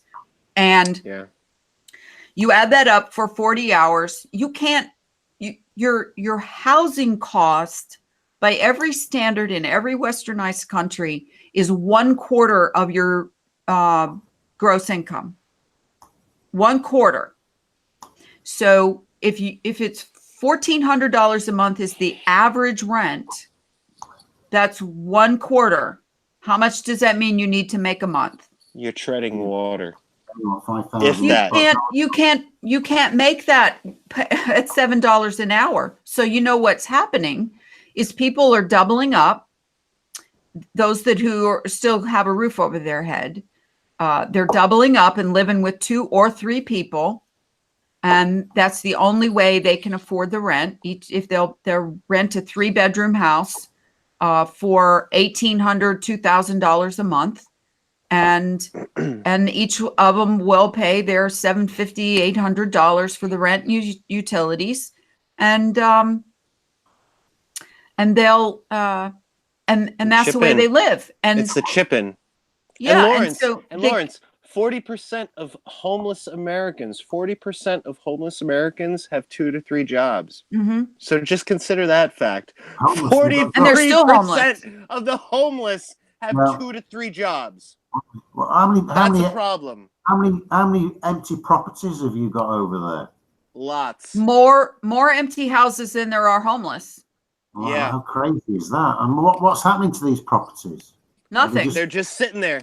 Rotting. They're rotting. Brownfields. They're rotting away. And Brownfields. here's what's something, that I've been thinking about. There for a while they were pushing these tiny houses, and they didn't want these tiny houses to just be put anywhere. If you live in a neighborhood of 2 and 3 bedroom homes, you're not going to let somebody park a tiny house next door to you and have people living in it. So they put deed restrictions and so on you can't put tiny houses anywhere except a tiny house zoned area.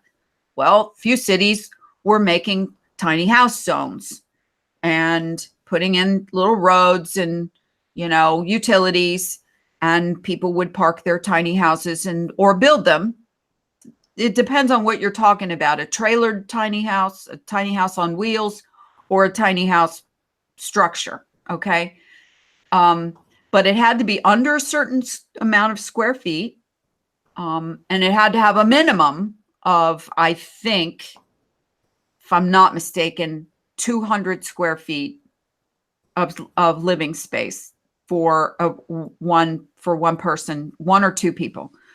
And so here you've got all of these houses empty on the tax rolls, not taxes being paid on them. Now, only 2 years goes by and they put them up for sheriff sale. These investors come in and buy them for a few cents on the dollar, because now they've been foreclosed on. And then if they've been let go and run down, they have to spend money to fix them up. And now the rent of that same house is a couple $1,000s a month. You don't have enough people for you don't have enough low income housing for low income people. So in my opinion, if you're build. Right, if you have structures that are already habitable, or they just need a little bit of, roof repair or some plumbing fixed, or, new toilet or something. I'm not talking about all new kitchen, all new bathrooms, blah, blah. There's no incentive anywhere that I know of where they give tax reinvestment act benefits or zoning or whatever for people to come in as investors and invest in those and keep the rents low, because everybody wants to get as much rent as they possibly can out of their investment. So, if dumb little me can think of ways to solve these problems that doesn't cost an arm and a leg and puts people in homes, imagine if you're a homeless person. Well, okay, that's the dystopia, though. The way you are, isn't it? The dystopia is that there's people, living from one paycheck to the next. The business they work for goes under, goes bankrupt. They haven't got a job, so they lose their house and they have to go and be homeless and live in a tent city. But then they make it illegal for you to be homeless. Oh, they make it illegal to be homeless, and they go in a lot of places. They tear down the tent cities. Florida's really good at that. California is too, making homeless people a problem, illegal. Yeah, Florida and California. The two nicest places to live on the streets. You'll love this one. It's against the law to feed the homeless. How about that minister that was giving away food and they arrested him? You will be arrested. Yeah. You will be arrested. That guy was arrested multiple times. Yeah. you have to have a licensed place to feed the homeless. Okay. That's not against the law to feed the homeless. It's just against the law to feed the homeless in a public place. So you can't go to the park. Can't just give away food for free. Or what if you just say you're inviting your friends around who just happen to be homeless? No. You will get in trouble. Okay. Well, because wait, Lawrence. Remember the thing that you said about the regulators and the food? Yeah. Well, now you got the guys that come around the health department and they say, oh, well, this food doesn't, we didn't certify the kitchen that this food was cooked in. We don't know where the ingredients came from.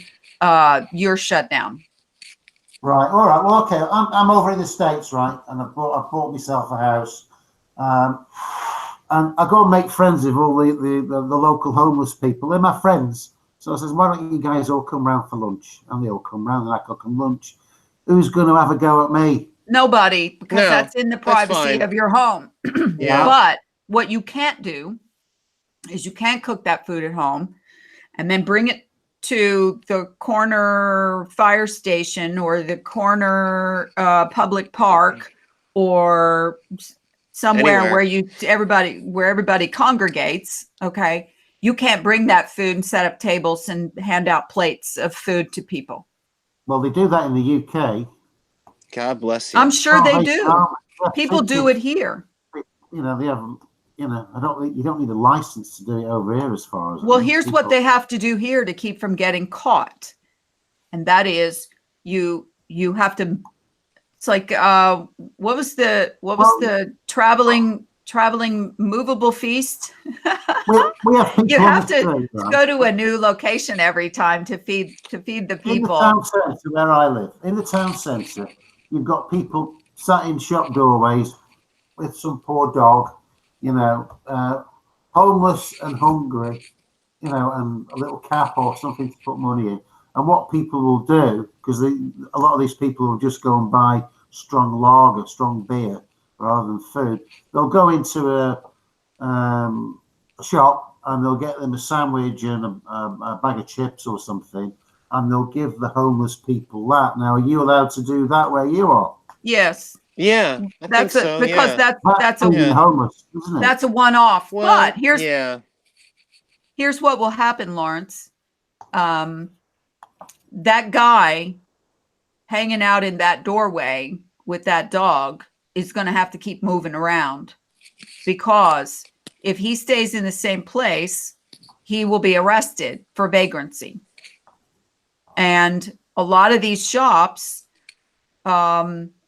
are mandated by the local police to get a number plaque, put it on their property, giving the police permission to remove anyone who's a vagrant from that property, because it's private property and the police can't come on private property unless you give them permission. So like a vampire. Here's the problem with the homeless, Lawrence, is you have people who do not have a home. They're houseless. And then you have people who are basically hobos. They don't want a home. They don't want to live. They don't want to work, and they don't want to pay for anything. And, they're either on alcoholism or drug addiction or whatever. They're just lazy. Those are the ones that make it bad for everybody else. What about that? I've seen people in your country, I've seen the stuff on it, where people, they've lost their job and they couldn't make the payments on their mortgage. So they just moved out and they're living in their car and they're parking in the car park of a big mall somewhere. I mean, how is that working over there? You're talking about San Francisco, where most of the people who even actually work for companies like Google and Apple, some of them actually have to live in their cars. They can't afford housing in San Francisco.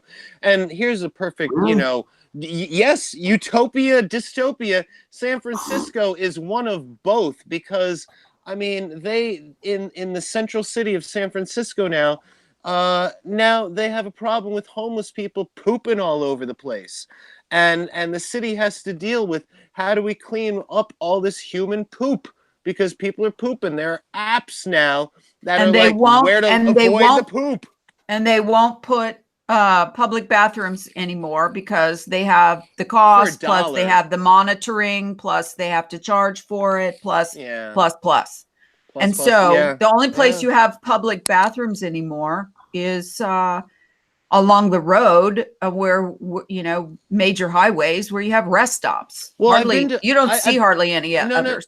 no. I've been to San Francisco, and they have pay toilets right Well, in the streets. They have these like kiosks that are like a toilet. Your door opens up. You put in $1 or whatever, and you can use it, which is actually pretty good because if there are no public toilets, I mean, you don't want to get like a ticket for like public urination or something. So right. Okay. So Lawrence, you ask about the people who have mobile homes or trailers or living in their car. You cannot park them overnight on a public street. You will get caught, and you'll get moved on, or you'll get a ticket. If you park them on property that's like the Walmart or the Kmart or the grocery store or whatever, those properties are private property, and they do not give permission for people to park overnight on their property. So all they have to do is either tell you to leave or call the police, and then the police now have permission because they've been called to come on private property at the grocery store, wherever, and tell you to leave. And go where? Just keep moving. Keep Where, moving, though? son. Just keep moving.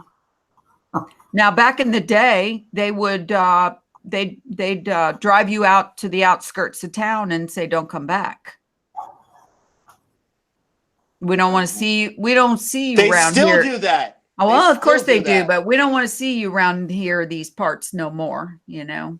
So yeah, it's every problem has an equal and opposite problem instead of a solution. And so You've got millions of empty properties, and you've got people living in tents in their cars. I mean, what a crazy world. It just doesn't make any sense. Also think of this. People collect in these tent cities because they set up, you know, a security system for those who live there. And so it, for all intents and purposes, it is safer to live around others than it is to live off by yourself, because it's easy to get victimized. They come and steal whatever little crap you have, money, booze, you know, whatever. And so people collect in these tent cities for safety in numbers. Well, they're not going to have that, because they don't, rather than set up a designated area for a tent city, there's where all these regulations start to come in.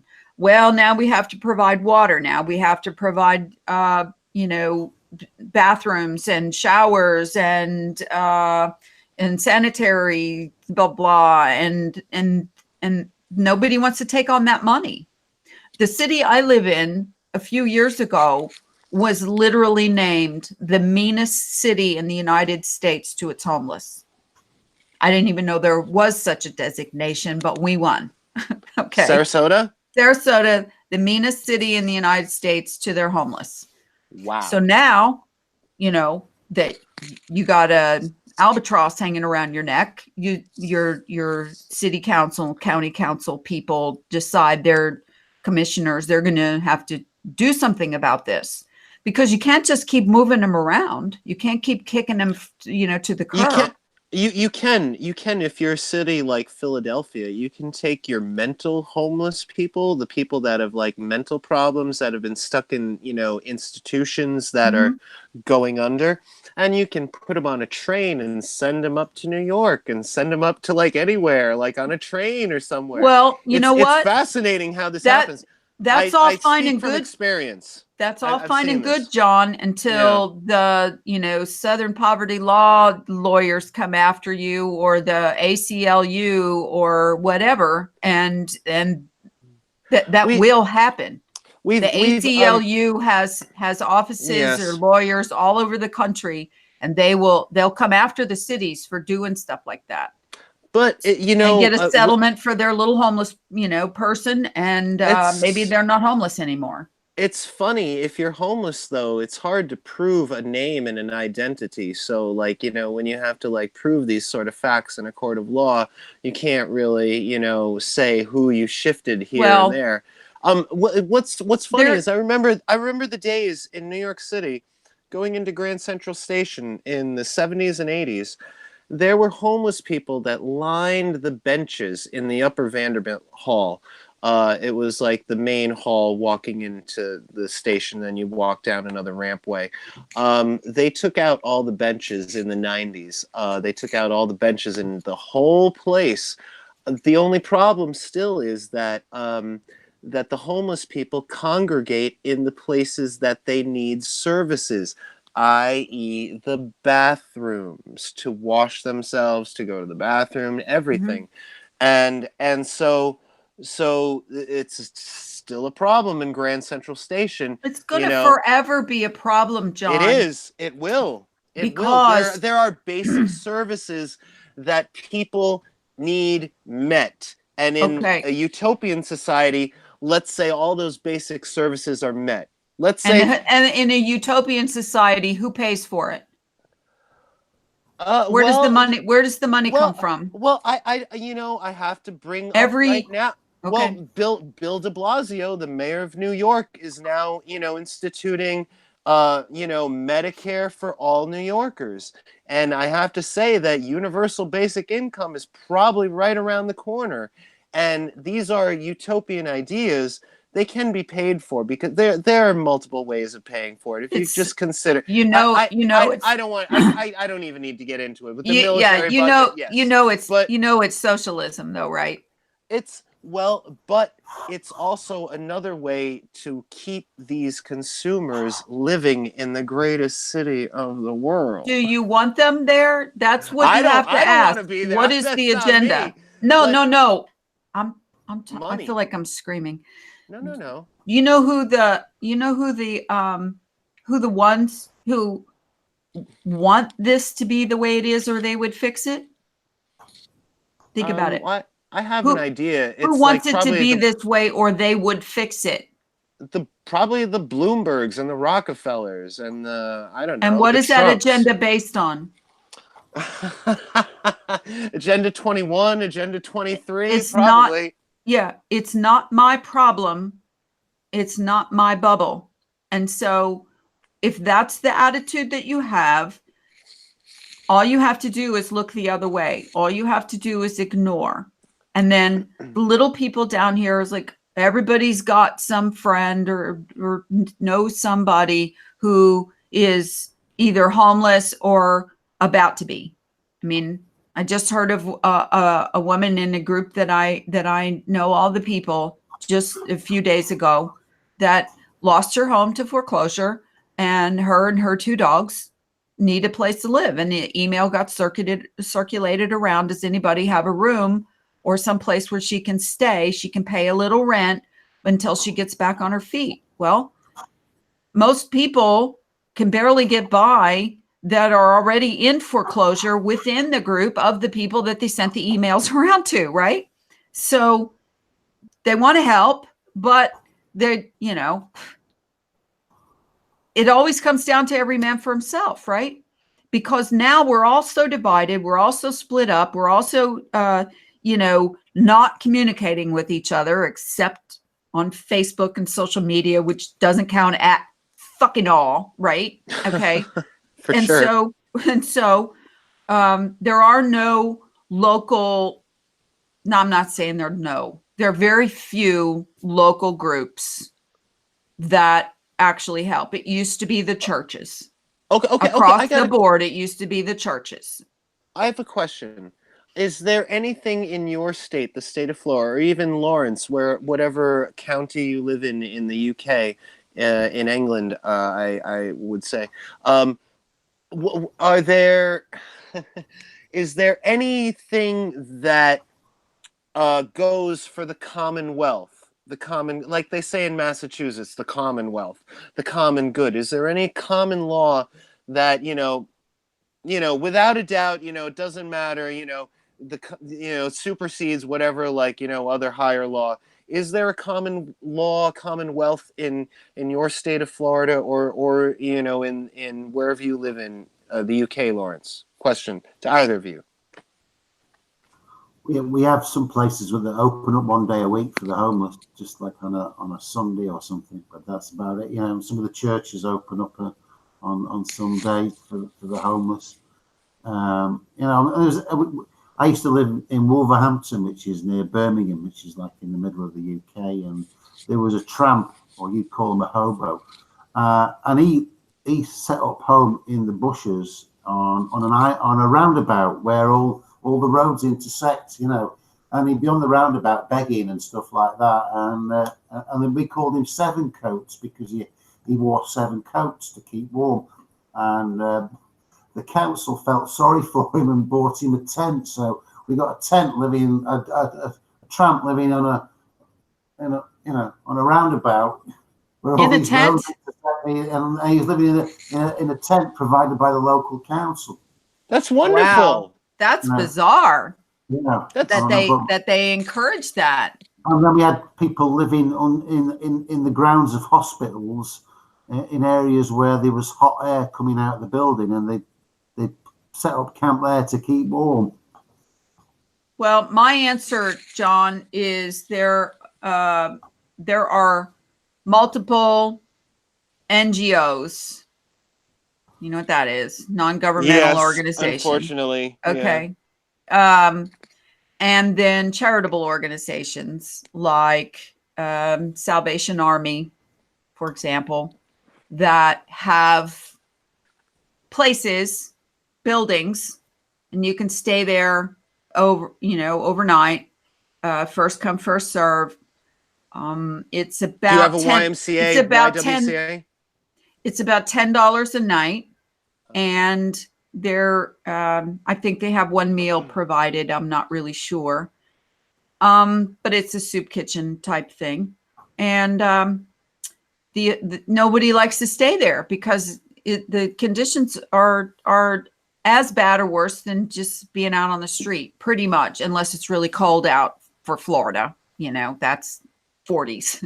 So yeah. But well, I mean, did you ever have a YMCA in your town? Yeah, because they used to be everywhere, and they don't do that anymore, John. No, I know. No. In some cities they still exist, but not every city. This is just like Howard Johnson. This is not Mayberry anymore. Mayberry's gone. Otis doesn't get to come and let himself in the jail cell every night and sleep it off and then leave again in the morning with his own key. No, it doesn't happen that way anymore. But to sort of wrap this up, it was an interesting topic to talk about. It always gets me edgy, always, because I have enough intelligence to know that there are solutions, and the solutions cost less than the big government methods of paying for it, much less. And there should be all kinds of community reinvestment, no tax deferred, blah, blah, for anybody who wants to come up with any of these methods. There also needs to be relaxed codes also, because you have to relax the codes. You can't build everything cookie cutter and have all these minimums. Which would be better? Someone to die of disease and hunger and so on the street, or possibly live in some kind of housing that isn't so attached to the ground so well that when a hurricane comes through, it blows it away and they die. Now, which one would choose one? Because you can't have it both ways. That's the utopia dystopia paradox, right? It totally is. And so, you have to take some calculated risks, but it's humanity we're talking about. There are more places to go take dogs that are on the street than there are to house a human.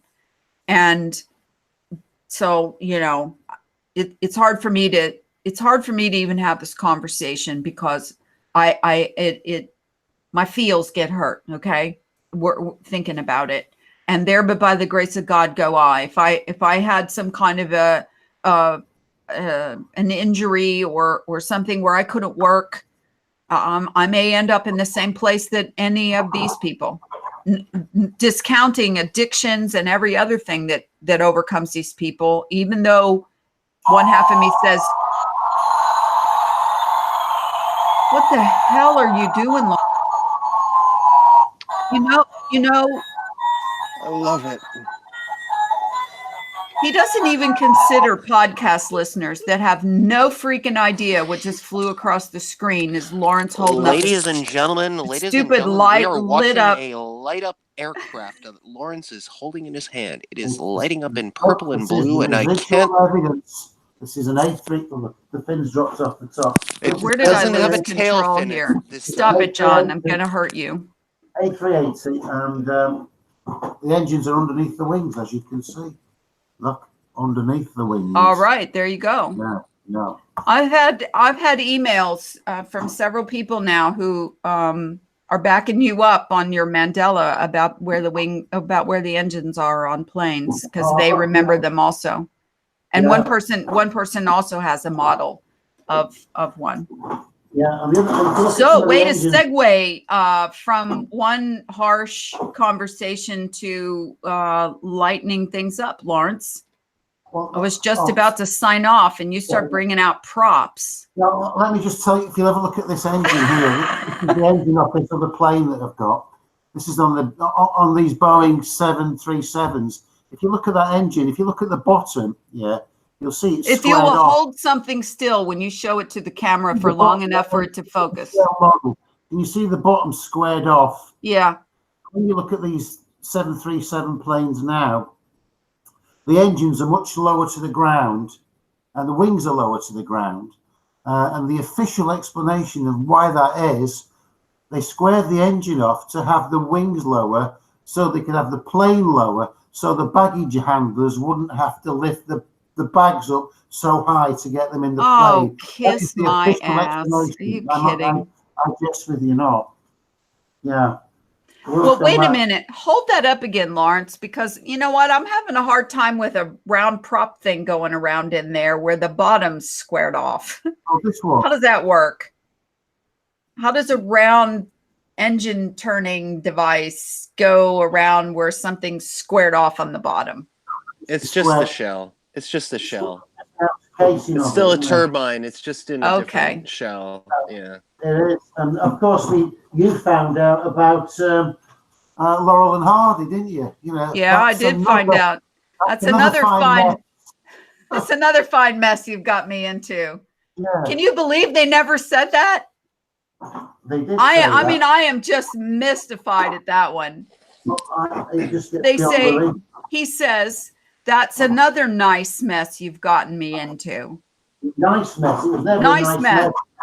It was never a nice mess, was it? But it's also that's instead of theirs or here's. Here's another fine mess. And they actually have whole segments. They have a whole show named after another fine mess, but they never say another fine mess. They say another nice mess.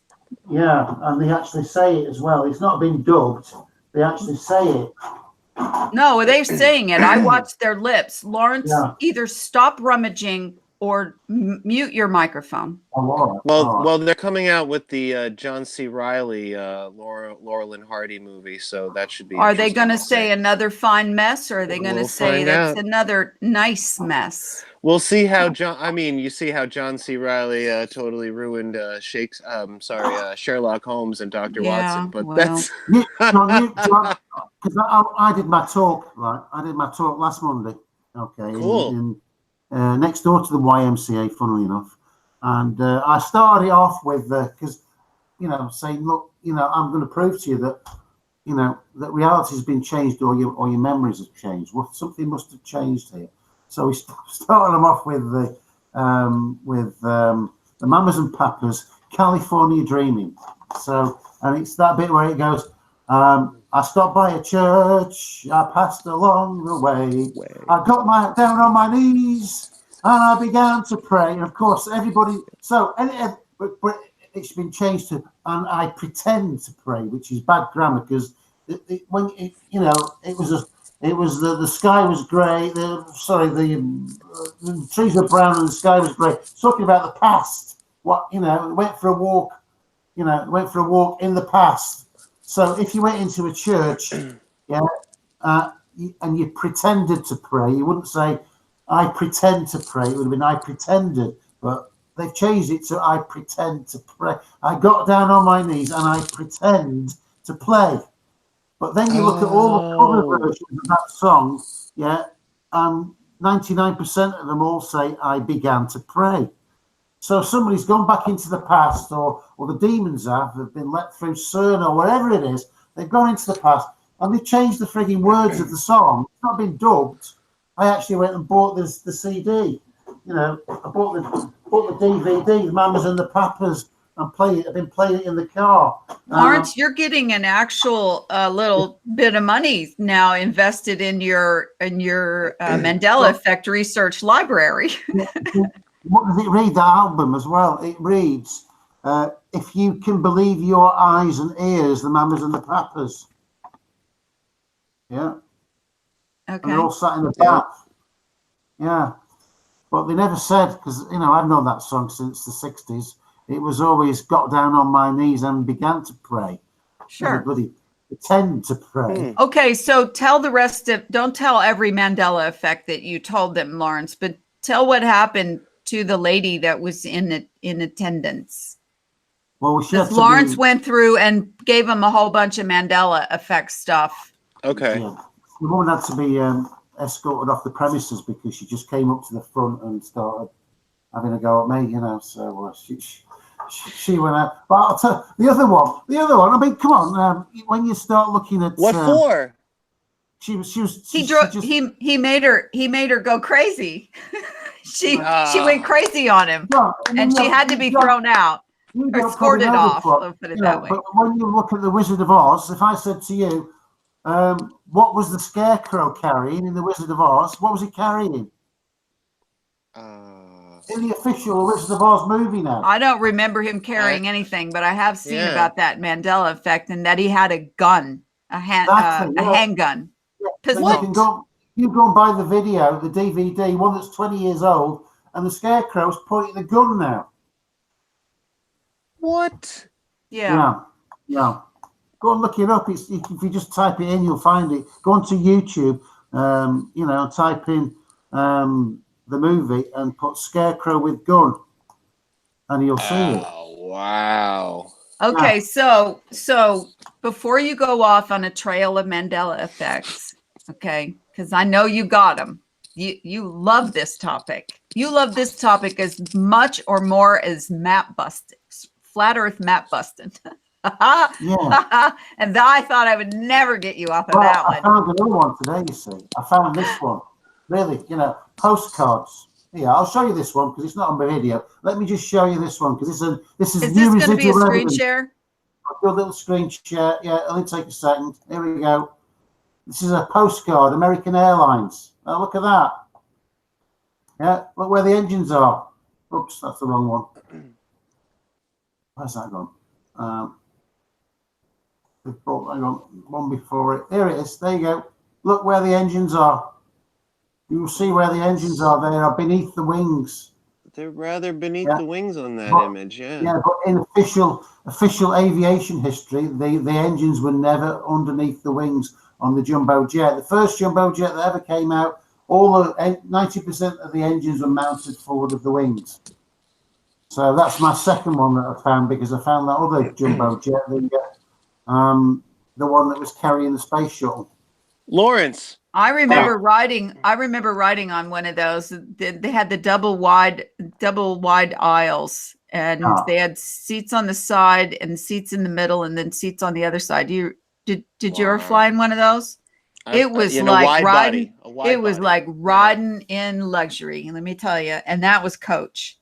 It's like two buses next to each other. Mm-hmm. Yeah. Lawrence, just to bring this up, I just saw a story on RT that says the Russian company is going to remake the supersonic jet by 2025. They're actually building it. They're going to be going into production, and they're going to bring back the supersonic jet, the Tupolev, which was the just like the Concorde. They're going to be remaking it, so it's going to be the first supersonic jet back into production. But is it going to break the sound barrier and make a bunch of noise? No, actually, from what they write, they're using new technology. Oh yeah, now they're they're suddenly going to come out with what? It's not going to make a bang. It won't make a bang. But my point is, they're suddenly going to come out with with planes that run off of air, compressed air. Something to look forward to. Something to look into. Yeah. Well, after enough people have busted on the 4 billion gallons of jet fuel in the wings that doesn't fit. Well, wait a second. I mean, Russia's also coming up with the hypersonic glider, which is the hypersonic missile that can actually penetrate any air defense system that the United States or any country has. The hypersonic glider, which is the reason for Space Force. And they're also bringing back the Russian space shuttle because they're going to be taking people to the moon by 2025, I think, as well. Sure they are. Why not? Yeah. These are just stories. These are news stories. They're fun, aren't they? Well, you know what? I can write some news stories. Doesn't mean make them true. Well, maybe they could become true. write some stories and get some airplay. If you want stuff to come true, or if you're telling the stories because you already know you're going to bring it out, that's a whole different thing, that's that whole game they play where they make something fictional and then everybody watches it and sees it as fictional story, and then pretty soon now it's reality. But when the people go, look, this is fictional, but now it's reality, and then all the brainwashed people say, oh no, that's one of those, another one of those conspiracy theories, eye roll, kook, whatever. Well, I'm just gonna because it's fiction.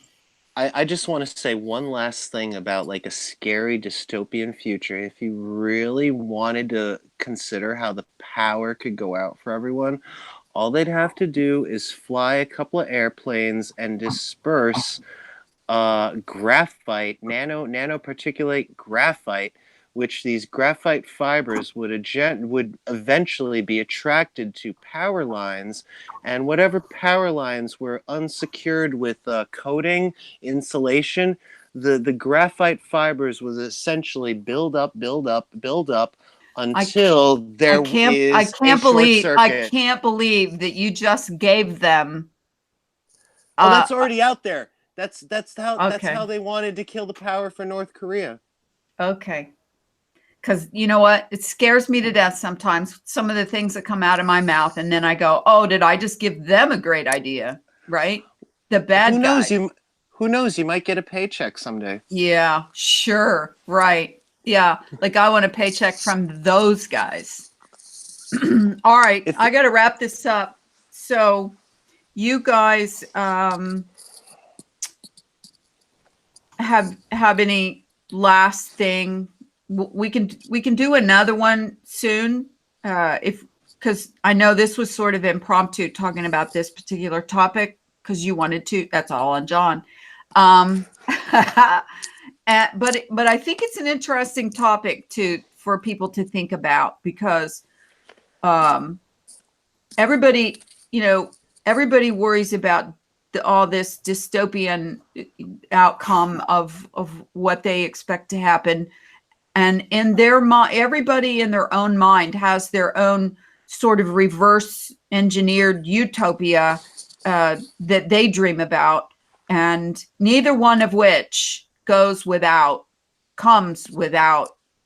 controls. Neither one. So for those who think, on the left with the utopia and on the alt-right with the dystopia, because I have heard many people say, let it burn. I'm all about it. Bring it down. That's the only way we're going to stop it. Let it burn, and we'll start over and we'll rebuild, and we're never going to let this happen again. Really, really, people think that. Okay. And then, but those will be the same people out of their mouth that will say, did you know that this whole thing's been reset before, and that before us there was a civilization called Tartaria who had free energy and had fabulous everything, and they destroyed themselves, or something happened, right? Well, it's a done deal. I mean, this is how it's going to go. You're going to have 90% of the population in a dystopian society, and the 10% that are left will be in gated communities, and they'll be totally separate. They'll have all their groceries delivered, and everybody else, which should be the majority, will be just a big free-for-all. I agree with that, Lawrence, except there will only be 1% who's in control. The other 9% of the 10% will be their flunkies. Yeah. Okay. Their protectorate. And then the other 90%, every man for himself, pretty much. I personally would manage better in the free-for-all than I do under all these rules. I don't know why, but I think I would. Okay. Because I think it's much more humanity based. Okay.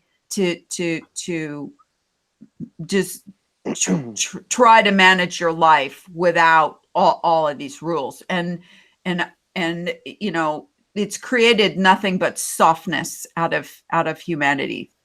Overweight, over medicated, overwrought laziness and softness. And anybody who wants to bash on me for saying that, really take a look around. And if I'm wrong, then show me. Don't just say it. Show me where I'm wrong. That this is a basically a lazy society. And I don't want to hear about I work my ass off, blah blah. I'm not talking about that. I'm talking about managing life, the universe, and everything yourself. And I don't think it benefits mankind to end up as animals on Animal Farm in stack and packs.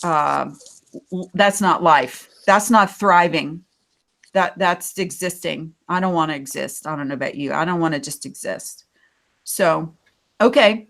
Anything else, guys? Even if we all were on the Animal Farm together, I think that like our creativity individually and together would probably, you know, allow us some good fortune. Well, I think so too. And I also think that one of the reasons why people don't get along very well is because they don't have to nowadays. You don't have to get along with anybody. You go to the store, you're in your car, you're at your work. You don't have to get along with anybody. And so everybody is in the middle of everybody else, but they're completely isolated. The only people you have to get along with are the people you live with, and your small group of good friends and your family. That's it. That's really all you have to be nice to today, or be kind to. The rest of it is everybody is already an every man for himself thing. And so if you look at control, all you have to do is set up a control system for everybody individually moving around out there. Okay. So you got stoplights and train schedules and queue lines everywhere you go, and everything is orderly and functional and so on. Okay. And so nobody has to worry or think about being kind anymore on purpose. Right.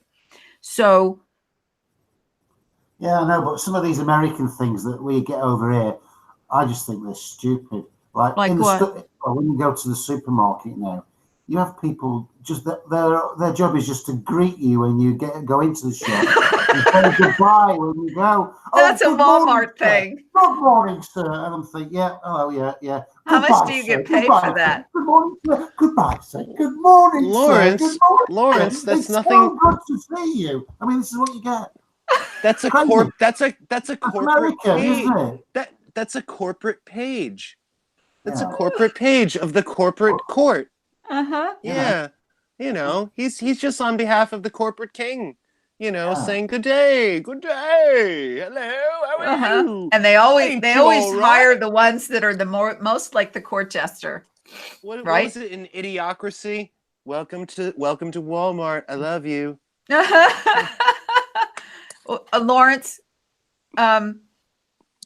your government and our government are in lockstep. They'll try something on you and your people before they'll try it on us, depending on whether or not it's a test market kind of thing for a product or for people. And then over here, if it worked in UK and they got away with it, then they'll implement it over here, and then it moves on to Canada, and then it moves down to Mexico. You know what I'm saying? And other European countries. So the English white countries, which is UK and America, are the test grounds, because if they can get it past us and we suck it up, then I mean, what would the guy do, the greeter at the store? What would the guy do if you walk in and he goes, "Good day, sir. How are you?" And you go, "Oh, fuck off, Jimmy."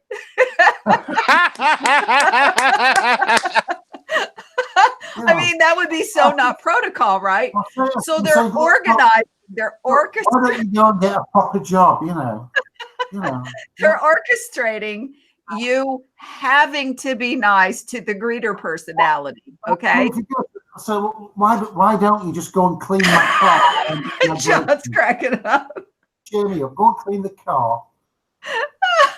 Make yourself useful, Jimmy. Go and clean the fucking car. Yeah. It's right over there. I'll give you a couple quid. Every Friday at this local shop, it's the gas station as well, local supermarket gas station. If you go in on a Friday and you spend $10, you get a free coffee. So, well, everybody goes in just to get the free coffee. Even though they jacked the prices up across the board with a couple percent. I would take the gasoline and pour it right into the garbage just to get a free sandwich. I mean, here's the thing. These BOGO ideas or do you know what a BOGO is, Lawrence? A BOGO.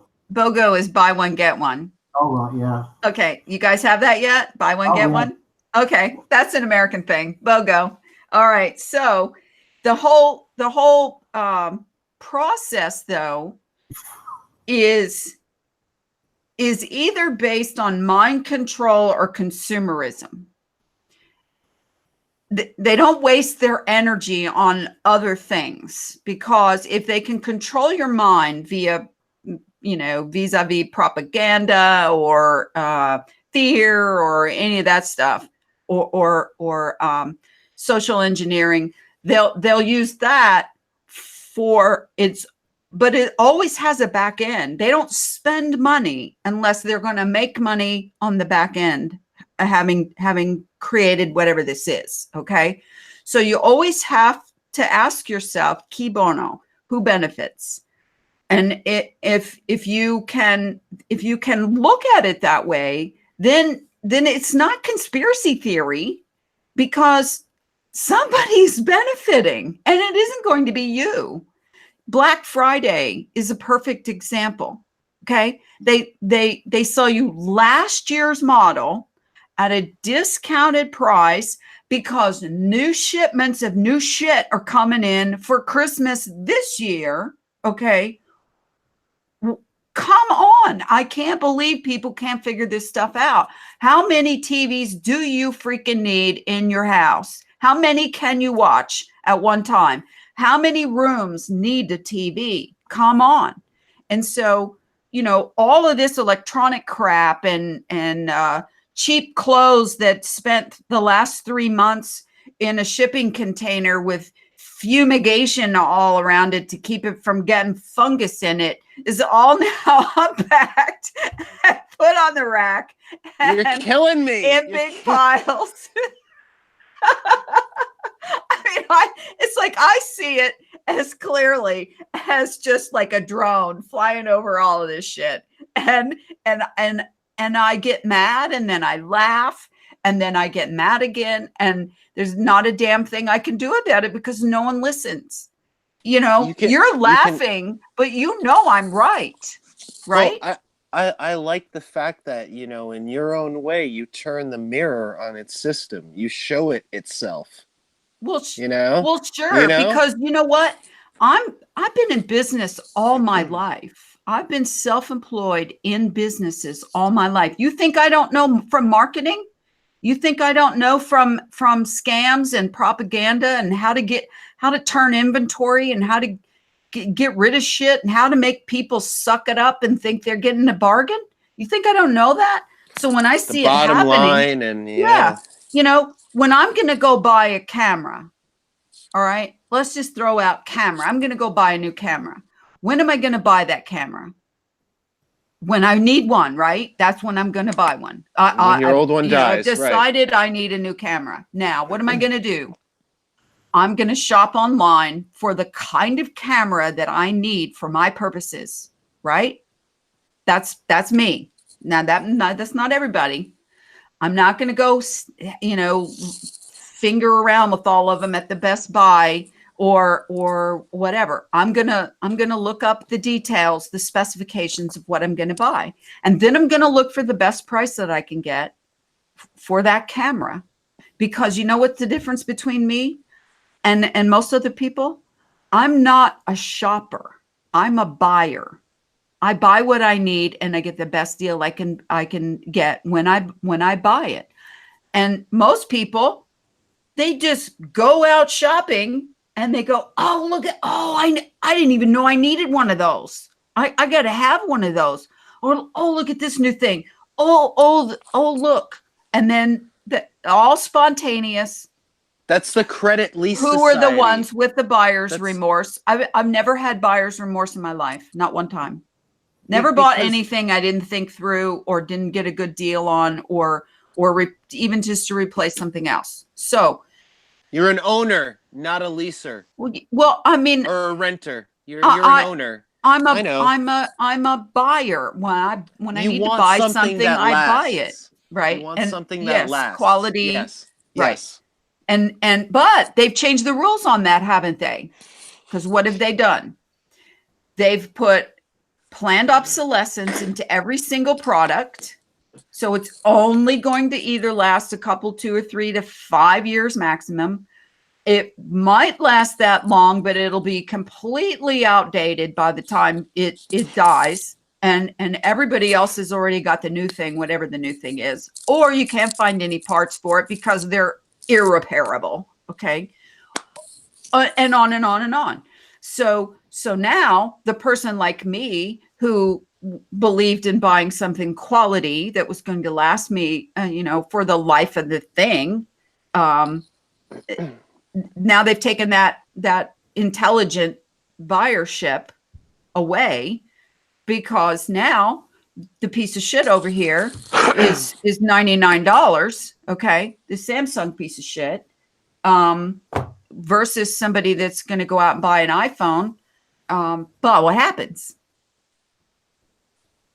Well, I mean, everything breaks down. Good, buy a new iPhone in 2 years because that iPhone doesn't, won't even take its upgrades or updates or whatever the crap anymore. Well, we'll see because Apple's got a problem right now with China. Well, I know they do, and I've been following that. But you know what's really interesting? A guy came out a few years ago with one of those, what do you call it? Crowdfunding ideas for a product that he came up with. The updatable camera. And it was the updatable phone, right? It was a phone that was a modular phone. It was a box, and you added what parts you wanted. And I thought, what a brilliant idea. Everybody just buys the box. And then as they improve the technology, you know, plug and play the new parts and pieces. If a camera is really important, or if a, you know, phone, you know, speaker's really important, whatever, screen, then it's just like buying a car. You get the upgrades or you get the standard model. You swap it out. Right. So what happened to that? I'll guarantee you, I don't have to spend 10 minutes on research and I'll find out, because I'll guarantee you what happened. One of the big companies bought the prototype and shelved the son of a bitch, because that's what they do. We're not having any modular shit in our market. Because you know what? We can't make any money with this modular stuff. It's either Google, Microsoft, or Apple that bought it. So well, one of the three. By the time it's all said and done, you know, you got Bayer buying Merck, you got, you know, Wells Fargo buying Citibank. I mean, by the time it's all over, there will be the bank, the store, right? The gas. I mean, that's what it's going to end up to be.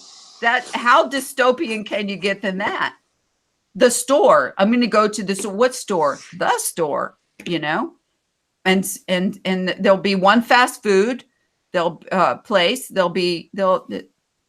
Welcome to AT&T, Taco Bell, U.S. government, you know. Yeah, well, I don't know, but I'm already over the level of dystopia we have right now, and I'd just soon go back to Mayberry if it was up to me.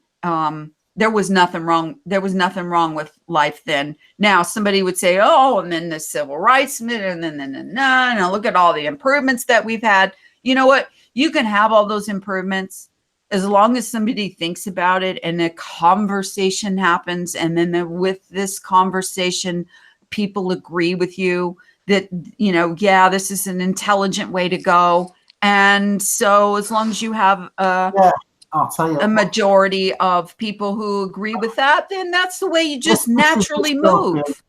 If you want to go to the fish and chip shop, because John was mentioning fish and chips before, you were talking about them serving shop. If you want to go to the fish and chip shop in where I live, yeah, and if you want to go before 6 p.m., yeah, you've got to pay $5 to park your car to get your fish and chips, because the local council will come and put a ticket on your car while you're at this place, which isn't even in the town centre. It's $5 to park your car to get your fish and chips.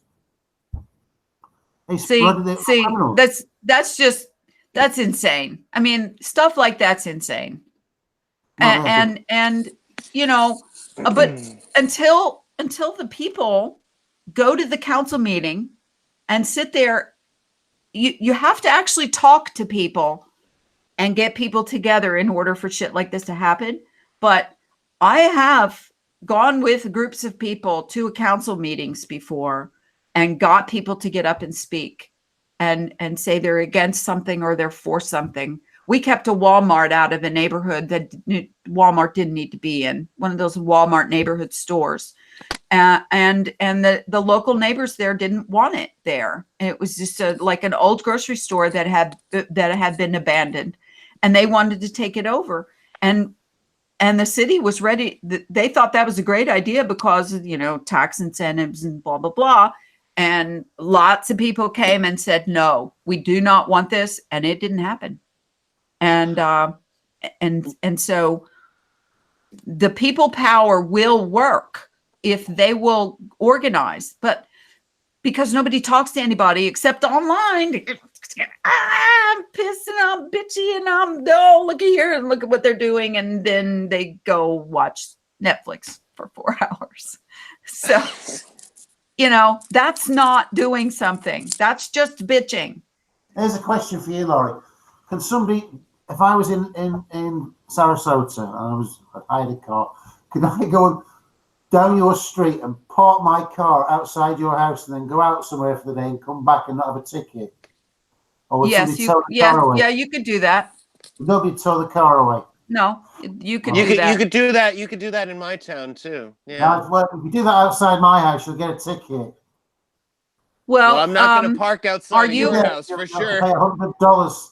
Are you on a like a major street or something? No, we're about a mile from the town. No, it's just a side street, a mile from town. No, Is there a time limit on how long you can park there? Is there a sign that says like 2 hours only? 1 hour, and after that they'll fine you. Okay, well, that's why. I live on a residential street that it doesn't have any parking limits. But yeah, if it has a sign that says 1 or 2 hour parking, or you'll be ticketed or towed. That's what we do here. If someone's parked in my neighborhood for a long amount of time, and someone eventually will notice it and call the cops, and they'll get a ticket and it'll get towed. But that's just how it works. But not for the day. I mean, we've got private operators coming around here, putting clamps on your wheels, and then you've got to pay them to take it off. You're not parked in a legal place. They just come round and put it on, and if you want it taken off, you've got to pay them money. You can get past those clamps. If you have an SUV, you can just drive away, and it'll make it right through the tire well. Real well. Oh yeah. They're getting rid of those things. They're coming up with a new one, Lawrence. Do you know what it is? What's that? It's a bonnet thing that goes across your windshield, and that you can't see to drive. Yeah. I mean, you could roll the window down, I guess, and hang out, and try to drive. Oh, is that like a form of the stickers that they'd put on your driver's side window? No, I mean, this is literally a piece of equipment. You want to think about a dystopian society? Well, I took the dog down to the beach last year, right? And I drove onto the beach, and the sand started sinking, and I got so far, and the wheels were going round, and the car was getting deeper and deeper into the beach. So I was stuck. This is miles out of town. It's just a beach where I take the dog. So I rang up my other half, and she had to come home and get a load of wood out of the cellar and drive over to me to put the wood under the wheels so I could reverse out. Of course, you parked the car. The only place you could park the car near to me was where they got parking restrictions. Nowhere else you could go. She couldn't drive onto the beach because she'd get stuck as well. Right. So she put the flashes on and brought the wood over to me. And while she was doing that, along came the council and put a ticket on the car and fined her $50. I'm sorry, I'm laughing. But I mean, that would be just my luck. Of course. Like the timing. She's totally stressed out. She's got to come from work to rescue me and the dog. I'm so sorry. She's carrying all these big things of wood to me, to the car, and while she's carrying the wood, this bloody warden's writing a fucking ticket out, sticking in the window. That's going to $50, please. Thank you. Oh my God. So hey, Lawrence, I totally know what you mean. I've done that before, where I've pulled up somewhere in a don't park here something for long zone, and jumped out and ran in someplace and dropped something off. And by the time I came back to my car, one of those meter maids, we call them, was already writing me a ticket. And I went, hey, hold on. I'm leaving. I just already stopped writing. Started writing. I have to finish it. They all have a number. They all have I have to do them in sequence. Too bad. Sorry. $45. I'll give you a 50. Come on. No. Well, you know what? Nope. So, Lawrence, here it is. When it comes down to these kind of nitpick things, it all starts. I'll tell you how this parking thing kind of starts. I had a business where it was a limited amount of parking. It was on a main street area. And there was kind of an unwritten rule that your spaces in front of your business are for your customers. And people were usually very kind, and they would park in front of the business that they wanted to go to. But sometimes that all the spaces were full, so they would pull over in front of yours. Well, then your customer comes along, there's no place to park in front of your business. So now they park in front of somebody else, or have to park down the street. Now they're pissy. And they come in and they say, you don't have enough parking. I can't come here because it's too much of a hassle to park. You know, I can go to the place that's at the mall or something and it's easy to go to. And so the business people get together and they have a meeting with the city council or whatever and say, we need to do something about parking down here or we're going to lose business and then we're not going to be able to stay here. So you need to do something, build a parking garage, find some more spaces, or just stop ticketing people or stop with the parking meters, something. See what would happen if we just had chaos, And so the next thing you know, parking meters, parking meter maids, that went on for a while, almost lost more business. And then they finally got a bond from somebody, state or whatever, and built a parking garage. But no matter what, the parking garage is 2 blocks away. And nobody wants to walk 2 blocks when they can walk from the mall to the store that they want to go to. So you know what I did? I literally went to the mall, parked in one of the closest places. And by the time I walked from the car to the store, like mine, the shop like mine, it was like 4 blocks. But it doesn't seem like 4 blocks because you're not going around the corner and you're not, you don't feel like you're walking as far because it's eye view from here to there. So once I told people that, then they kind of got it, that it's no different. Just park in the garage. It's free. I'll stamp your ticket. But until you really let people figure things out, John, you're making a lot of racket with the speaker on your thing. If you teach people things about what is the difference between dystopia and just a nuisance, was what we've been talking about tonight, then they kind of get it. And they kind of learn to understand that the farm animals that are in the pen at the farm, people think that they can't survive outside the fence or outside the farmers taking care of them or whatever. But you take the fence away and you go, you're free little cattle or goats. And you'll find out very quickly that they can eat the grass out there just as easily as they can eat the hay that you give them inside the fence. So that's my analogy for the evening. One of many. I'm full of them tonight. Okay, you guys. No. I'm done. You done? Right, we're done. Okay. Yeah. I'm like a turkey. I'm done. I'm Base done. me. Pop-ups popped up. Okay. Have a great evening, and back to the grind. Tomorrow's Monday. And thanks everybody for listening. If you got this far, if you didn't, I hope you enjoyed or learned a little, thought about it a little something while we were yapping. Good night, everybody. Happy post Groundhog's Day. Okay. Good night, everybody.